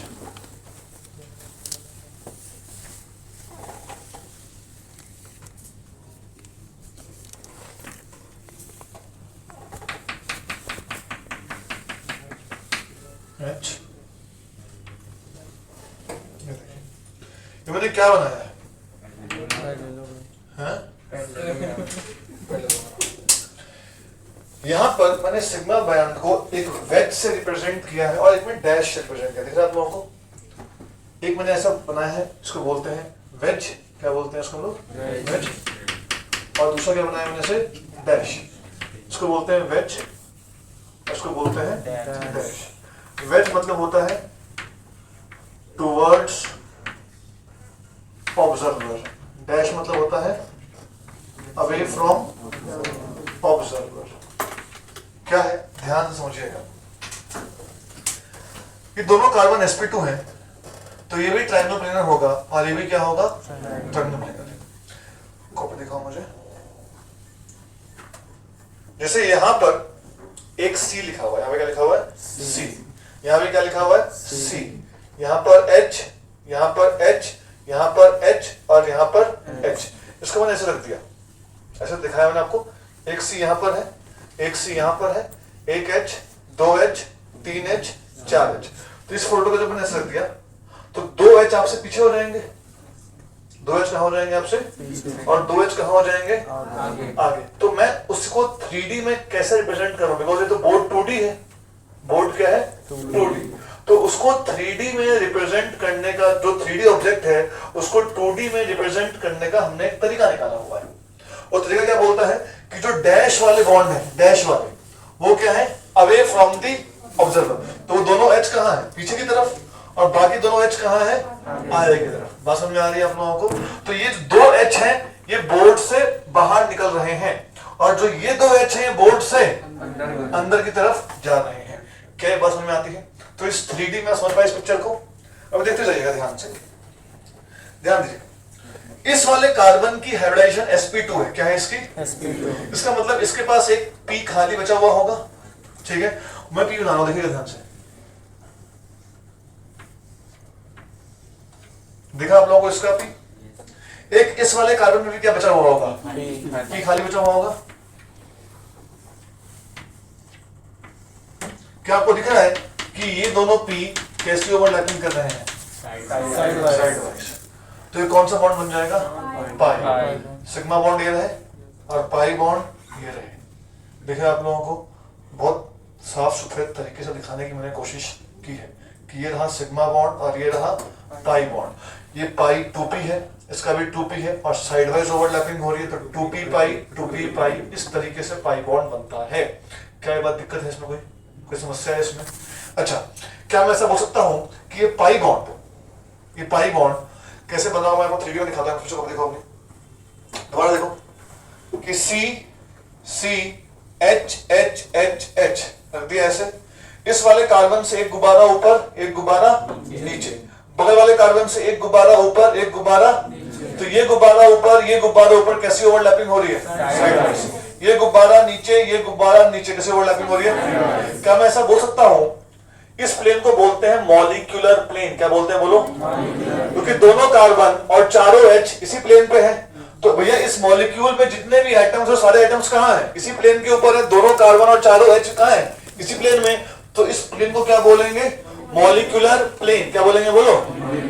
तो क्या मैं ऐसा हो सकता हूं कि जो पाई बॉन्ड है और जो मॉलिक्यूलर प्लेन है वो एक दूसरे के परपेंडिकुलर है? जो पाई बॉन्ड है और जो मॉलिक्यूलर प्लेन है वो एक दूसरे के क्या है? क्योंकि पाई बॉन्ड ऊपर नीचे है और मॉलिक्यूलर प्लेन ये रहा, तो molecular plane and pi bond they both are perpendicular to each other. Point number 2, इस वाले p ऑर्बिटल का नोड कहां पर होता है? यहां पर। पढ़ा होगा आप लोगों ने नोड, है कि नहीं? तो इस वाले p का नोड कहां पर होगा? यहां पर। इसका नोड भी कहां होगा? और नोडल प्लेन मतलब वो प्लेन जो कहां से पास करे? नोड से। तो भैया क्या आपको दिख रहा है कि मॉलिक्यूलर प्लेन और नोडल प्लेन दोनों क्या है? सेम ही है। ये स्टेटमेंट आई थी जे एडवांस में कि इथीन बोलते हैं इस कंपाउंड को, हमने पढ़ा होगा C2H4 is called as ethene. कि इथीन में मॉलिक्यूलर प्लेन और नोडल प्लेन सेम होता है, या ना? दिख रहा है आप लोगों को? बिकॉज इसका नोड यहां पर, इसका नोड यहां पर, ये नोड यहीं से पास करेगा दोनों सी को लेते हुए, और दोनों सी को लेते हुए हमारा प्लेन भी तो पास कर रहा है। तो molecular plane and nodal plane is same. क्या ये बातें समझ में आती हैं? तो क्या मैं लिख दूं ऐसा कि नोडल, सुनना ध्यान से, nodal plane is same as molecular plane. पहली चीज ये दिख रही है हमें, देखते जाना, रुक जाओ। और दूसरी चीज मैंने क्या बोली आप लोगों को कि pi bond is perpendicular to molecular plane. क्या इन दोनों बात से सहमत है? अब मैं सिग्मा बॉन्ड यहां थे, पाई बॉन्ड यहां थे, अब मैं दोनों को कंबाइन करके फाइनल फोटो बना रहा हूं। ठीक है, ध्यान दीजिएगा। फाइनल फोटो इतनी अच्छी नहीं बनेगी, ऑब्वियस सी बात है, क्योंकि उसमें काफी कुछ आ जाएगा।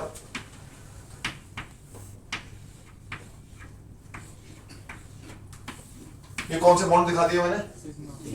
सिग्मा दिखा दिए, और पाई दिखा रहा हूं। इनकी ओवरलैपिंग, इनको पास पास बनाऊंगा बहुत कचड़ा हो जाएगा, तो मैंने इसको ऐसे लिखा दिया कि भैया ये दोनों आपस में क्या कर रहे होंगे? ओवरलैप। तो ये बनाते ये है, लेकिन हकीकत क्या है? ये कि ऑर्बिटल असली में क्या हो रहे हैं? ओवरलैप होंगे, तभी तो पाई कोवेलेंट बॉन्ड बनेगा, because covalent bond is formed by the overlapping of the orbitals. तो ये क्या हो रहे हैं आपस में? ओवरलैप। ये भी क्या हो रहे हैं आपस में? ओवरलैप। बात समझ में आ रही है आप लोगों को? तो दिस इज द फोटो जहां पे आपको सिग्मा बॉन्ड भी दिखाई दे रहे हैं और पाई बॉन्ड भी दिखाई दे रहे हैं। सिग्मा ये रहा, पाई ये रहा। तो अपनी कॉपी में तीनों फोटोज को बनाइएगा। आपको ज्यादा अच्छे 3D में देखना है तो एनसीईआरटी में फोटो बनिए 3D में। एनसीईआरटी है तो बहुत बढ़िया बात है, कोई बात नहीं। ठीक, तो दिस इज इथीन C2H4। तो एक फोटो में सिग्मा बॉन्ड, एक में पाई बॉन्ड, और फिर हमारी फाइनल फोटो।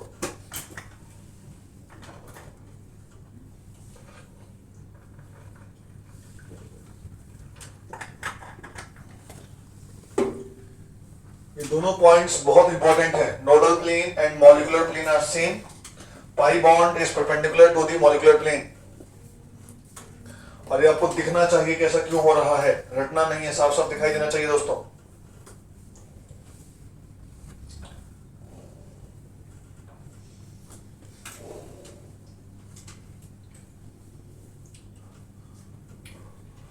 और वेज डैश का क्या मतलब होता है ये मैंने आप लोगों के लिए यहां पर लिख दिया है। ठीक है, ताकि आपको समझ में आए कि टुवर्ड्स द ऑब्जर्वर और अवे फ्रॉम द ऑब्जर्वर क्या सेंस में लिखा गया है।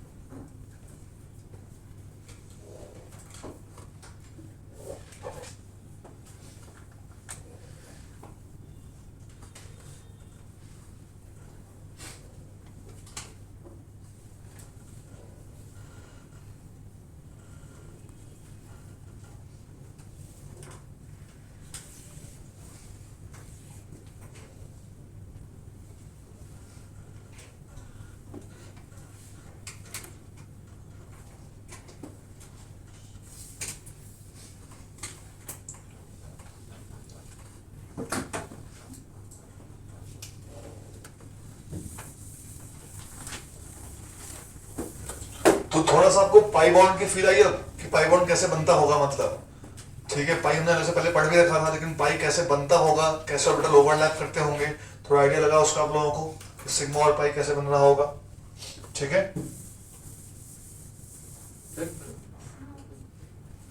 मेरे में से देख लेना थोड़ी है।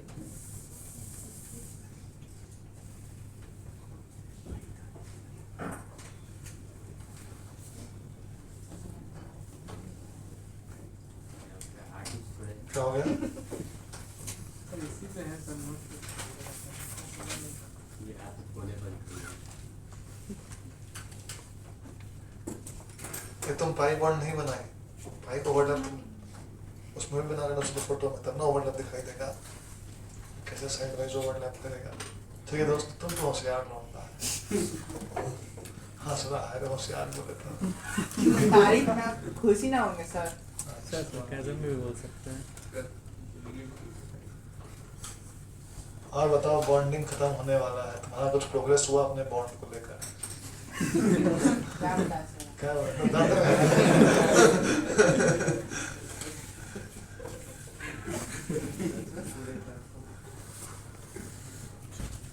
C2H4 को इथीन बोलते हैं दोस्तों, क्या बोलते हैं? इथीन। ठीक है, चलिए अब C2H2 की बातें करें।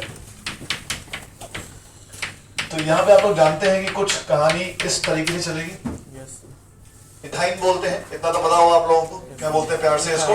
इथाइन। तो थोड़ा सा आप इसके बारे में समझते हैं कि इथाइन में क्या कहानी चल रही होगी, कैसे चल रही होगी चीजें।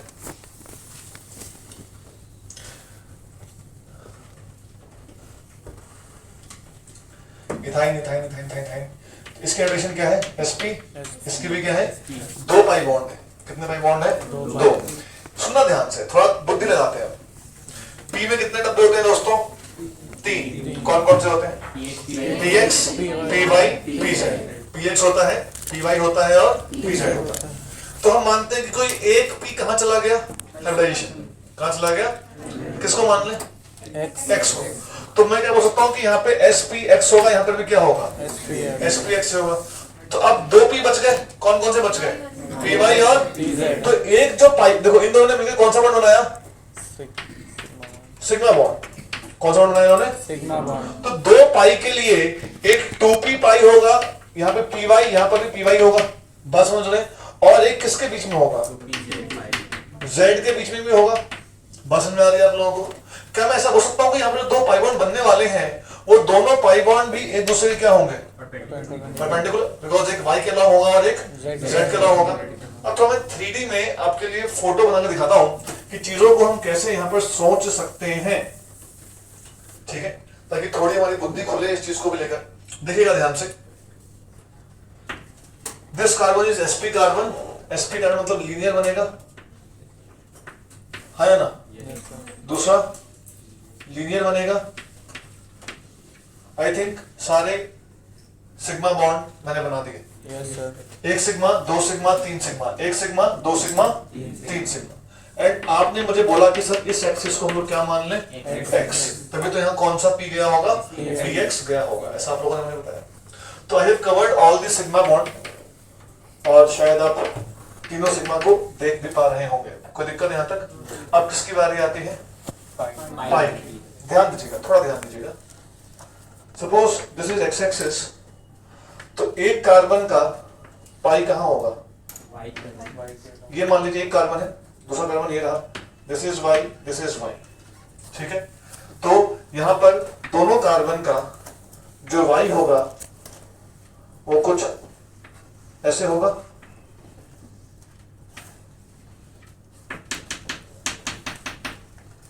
सहमत है आप इस बात से? ये कौन सा पाई बनेगा बताइए? py पक्का? Yes sir. कोई दिक्कत है यहाँ तक? और एक कौन सा बच गया? Z। तो Z भी कोशिश करते हैं बनाने की, कोशिश करनी है अपने को।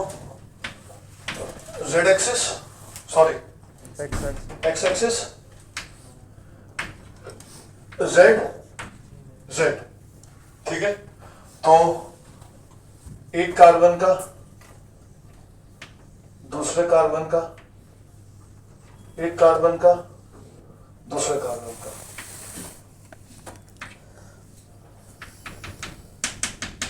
क्या बन गया अपने पास ये 2pz पाई 2pz पाई। अब अपने को फाइनल फोटो बनानी है, इसमें क्या क्या होने वाला है, सिग्मा भी और पाई भी। कोशिश करते हैं, एक्स एक्सिस है, ठीक है,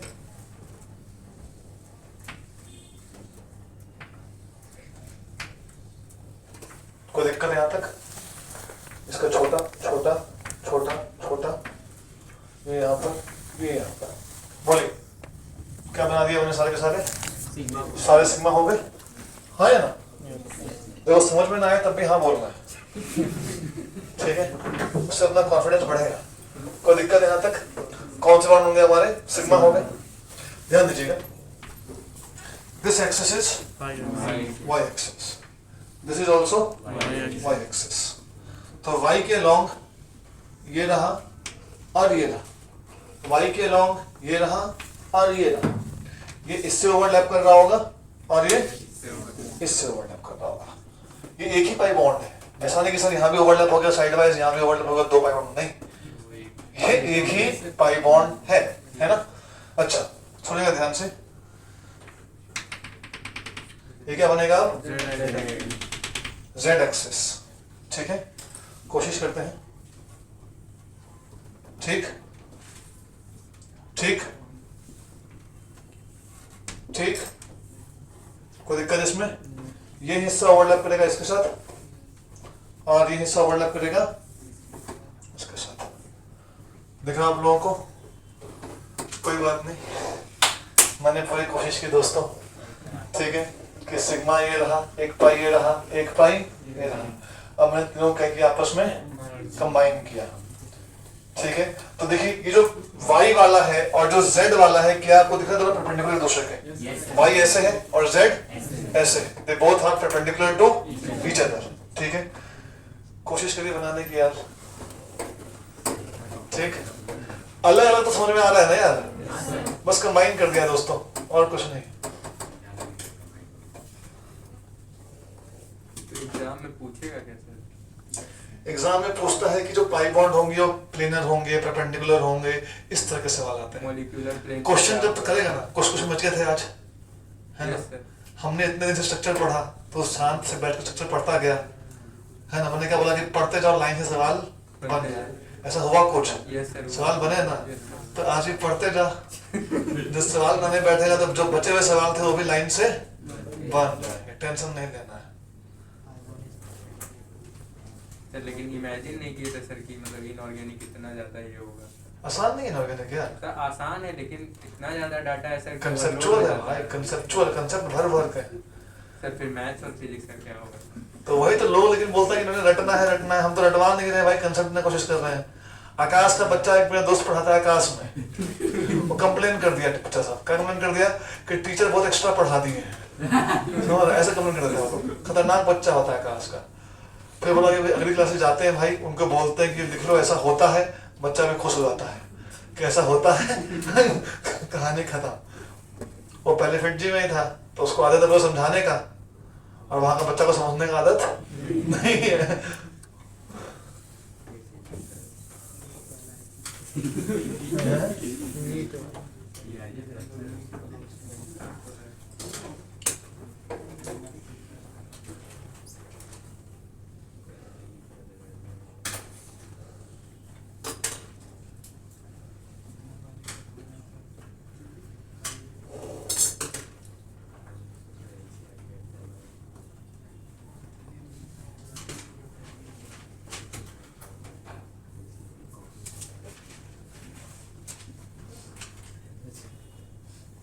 ये सब चीजें पता आपके एनसीईआरटी में बना हुआ है, आपको लग रहा होगा कि सब एनसीईआरटी में, ये सब एनसीईआरटी में बना हुआ है, किसी का एनसीईआरटी खोल के देख सकता है।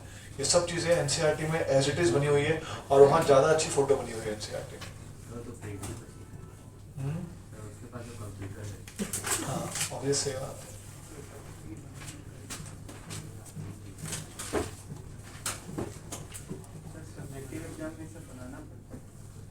हाई स्कूल अगर जाते हैं आप लोग, जो लोग स्कूल जाते हैं उनके एग्जाम बना पड़ सकता है। हम लोग के लिए नहीं है सर, स्कूल हम लोग जो स्कूल नहीं जाता उसके लिए बना अरे तो बोर्ड में तो बनाओगे ना फोटो? नहीं, बोर्ड में ही सब बोर्ड कुछ। में सही है क्या है 12th में सब कुछ है। तुम भावनाएं बह गया।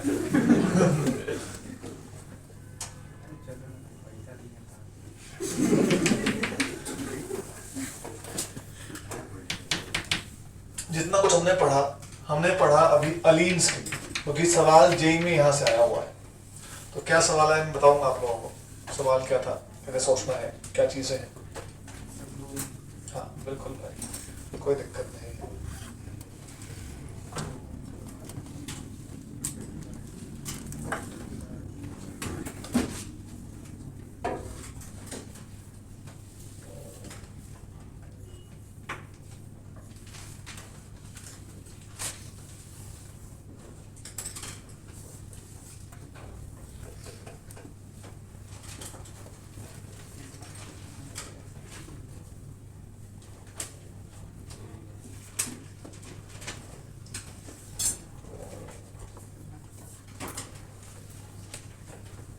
देखिए हम अलीन्स को। देखिए अलीन्स का मतलब होता है कंसेक्यूटिव डबल बॉन्ड्स। अलीन मतलब क्या है? Consecutive double bond. सुना ध्यान से, जब मैंने यहाँ पर आपके सामने बनाया सी डबल बॉन्ड सी, तो आपने देखा कि इसमें जो चारों एच है वो एक ही प्लेन में थे। मॉलिक्यूलर प्लेन देखा था हम लोगों ने बना के, ये चारों एच कहाँ है? Same plane.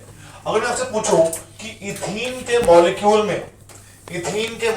में एक प्लेन में मैक्सिमम कितने एटम्स हो सकते हैं, तो आंसर क्या होगा? 6, बिकॉज ये 6 के 6 एटम कहाँ होंगे? सेम प्लेन में ही होंगे। तो अलीन्स का रिगार्डिंग सवाल यही आया था कि एक अलीन उन्होंने एग्जांपल के रूप में दिया, उसमें कितने एटम सेम प्लेन में होंगे। तो इस वाले एग्जांपल में कितने होंगे? सुनना अभी ध्यान से, 6 एटम्स इन सेम प्लेन। अच्छा, किसी बच्चे को मुझे समझाना है कि ऐसा क्यों हो रहा होगा, तो मेरे लिए बहुत सिंपल है। मैं उसको बोलूंगा कि देख भाई, यहाँ जो दोनों H है और यहाँ पे जो p ऑर्बिटल है, जो यहाँ पाई बॉन्ड बनाएगा, तो ये दोनों H और ये पाई बॉन्ड एक दूसरे के क्या होंगे? परपेंडिकुलर। तो मैं इस वाले सिस्टम को नंबर दे रहा हूँ 1, इस पाई बॉन्ड को नंबर दे रहा हूँ 2 और इन दोनों H को नंबर दे रहा हूँ 3। तो मैंने बोला कि 1 इज परपेंडिकुलर टू 2, बिकॉज ये दोनों H और ये पाई बॉन्ड क्या था? परपेंडिकुलर। चाहो तो पन्ने पलट के चेक कर लो, हमने इथीन बनाया है अभी। तो 1 and 2 are perpendicular. 2 and 3 are also. This means that 1 and 3 are parallel. और parallel मतलब we can draw a plane from them. तो इसका मतलब 1 and 3 will be in the same plane. क्या ये बात समझ में आती है आपको? मैंने कैसे यहाँ चीजों को सोचा कि मैं बार-बार फोटो बना के चेक नहीं करूंगा। मुझे सिर्फ इतना पता है कि पाई बॉन्ड और मॉलिक्यूल परपेंडिकुलर दूसरे के होते हैं। तो ये मॉलिक्यूल, ये पाई बॉन्ड परपेंडिकुलर, ये पाई बॉन्ड, ये मॉलिक्यूल परपेंडिकुलर, इसका मतलब 1 and 3 will be in the same plane. अब एग्जांपल करेंगे, दिमाग और खोलेगा, टेंशन मत लेना। अभी तक हमने बात नहीं की अलीन क्या होता है sir. Aleen, what is the meaning of Aleen? Aleen मतलब होता है कंसेक्यूटिव डबल बॉन्ड। क्या मतलब होता है इसका? Consecutive double bond. सुनना ध्यान से। अब यहाँ पर 2 H है और यहाँ पर 2 H है। देखो यहाँ देखो। फिर से मतलब सवाल आता है कि इस बार कितने एटम्स एक प्लेन में हो सकते हैं मैक्सिमम। शुरू करते हैं कार्यक्रम, देखना ध्यान से। पर उससे पहले मैं आपको एक खास बात बताना चाहता हूं, उस खास बात को सुनना। इस कार्बन की हाइब्रिडेशन क्या है? इसकी बोलो sp2। देखते जाना, बहुत मजा आएगा चीजों को सीखने में, क्योंकि ये वो पार्ट है जहां से सवाल आता है। ये चीज एनसीईआरटी में नहीं है, ठीक है, ध्यान दीजिएगा। sp2 sp2 मतलब इसके पास एक p खाली बच गया होगा, राइट? वो कौन सा p होगा बोलो? कुछ नहीं बोल सकते हैं? 2px मान ले। तो अगर इसका 2px होगा तो यहाँ जो पाई बॉन्ड है इसका भी कौन सा होगा? 2px ही चाहिए होगा। पक्की बात है? तभी तो इसका भी 2px, इसका भी 2px साइड वाइज ओवरलैपिंग कर पाएंगे। Is it clear? तो अगर इसका भी 2px लाऊंगा तो उसका भी क्या आएगा? 2px, और इनमें कौन सा बॉन्ड बनेगा? पाई बॉन्ड बन जाएगा। लेकिन इस कार्बन के 2 पाई बॉन्ड है, दिख रहे हैं आप लोगों को? एक आजू में और एक बाजू में, और इसका एक पी कहां चला गया है? हाइब्रिडाइजेशन में। तो पहले इस पी को क्या मान ले बताओ? वाई मान लेते हैं। मैंने बोला वाई, तो पी वाई कहां चला गया है? हाइब्रिडाइजेशन में। तो इसका एक पाई बॉन्ड किसने बनाया? पीएक्स ने। तो दूसरा कौन बनाएगा? पीजेड। क्या ये बात समझ में आती है? क्योंकि पीएक्स तो इस्तेमाल हो गया ना, px तो इस्तेमाल हो गया, अब उधर का पाई बॉन्ड कौन बनाएगा? pz। तो यहाँ इसका कौन सा होगा? 2pz होगा। और अगर इसका 2pz है तो इसका भी तो 2pz ही चाहिए होगा, तभी तो साइड वाइज ओवरलैपिंग हो पाएगी, वरना दो p अगर परपेंडिकुलर हो जाएंगे तो ओवरलैपिंग नहीं होगी। तो इसका 2pz है तो इसका भी कौन सा होगा? पक्का? तो ये पाई बॉन्ड और ये पाई बॉन्ड, क्या ये दोनों परपेंडिकुलर दिखाई दे रहे हैं आप लोगों को?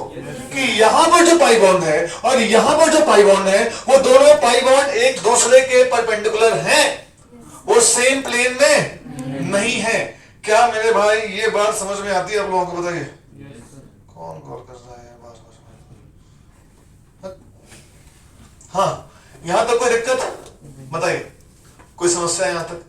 अच्छा, अब देखिएगा ध्यान से, इसको नंबर 1 दे रहा हूं, इसको नंबर 2 दे रहा हूं, इसको नंबर 4।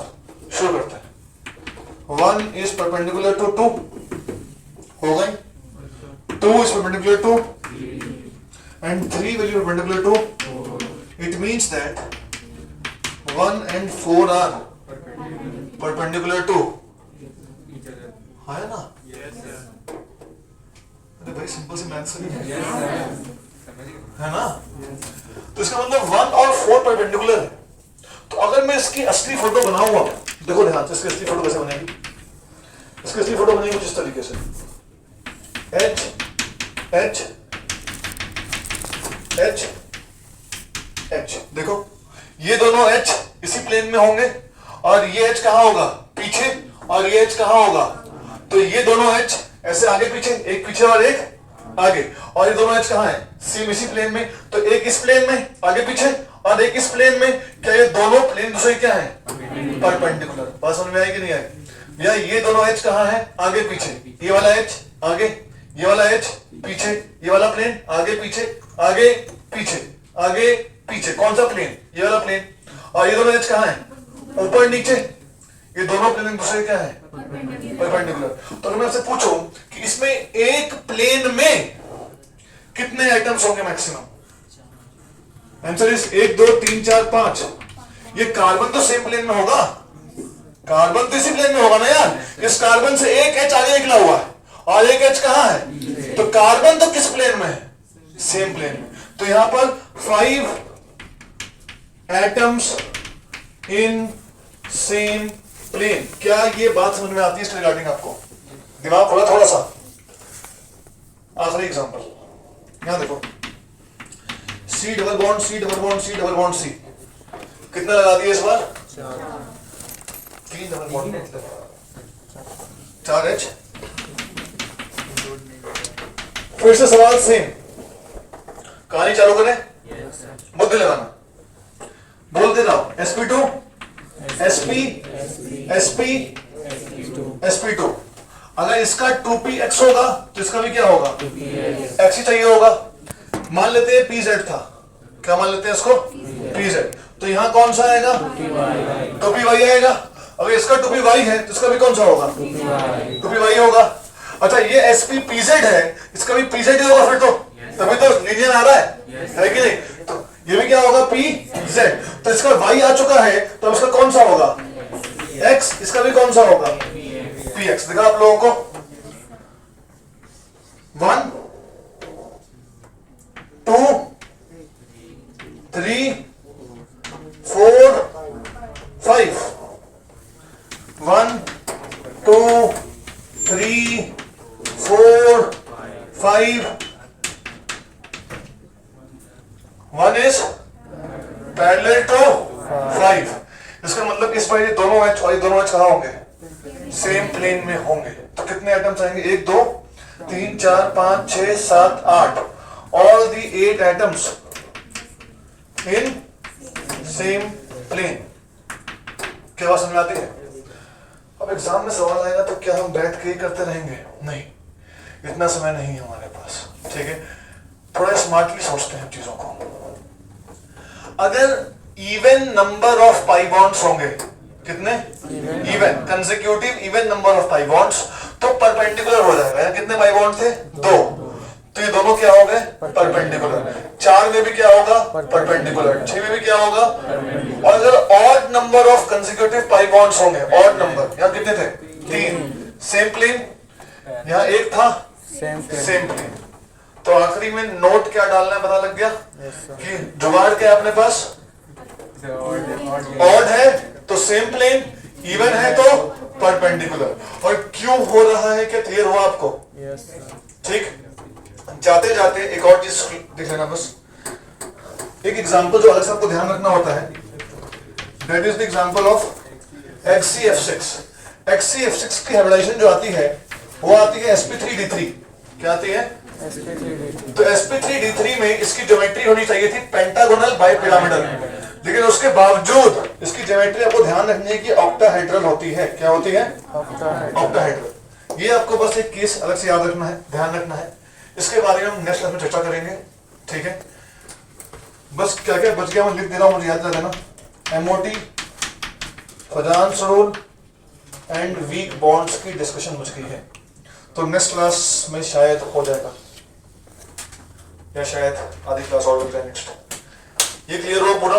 यस सर अब आप लोग जाके अपने MOT के सवालों को छोड़ के और आयोनिक बॉन्ड्स के सवालों को छोड़ के सारे के सारे सवाल लगा सकते हैं, ठीक? चाहे सवाल बैक बॉन्डिंग का हो, चाहे बॉन्ड लेंथ का हो, चाहे बॉन्ड एंगल का हो, चाहे बॉन्ड स्ट्रेंथ का हो, चाहे डाइपोल मोमेंट का हो, हमने सारी वैरायटी आज खत्म कर दी, ठीक है?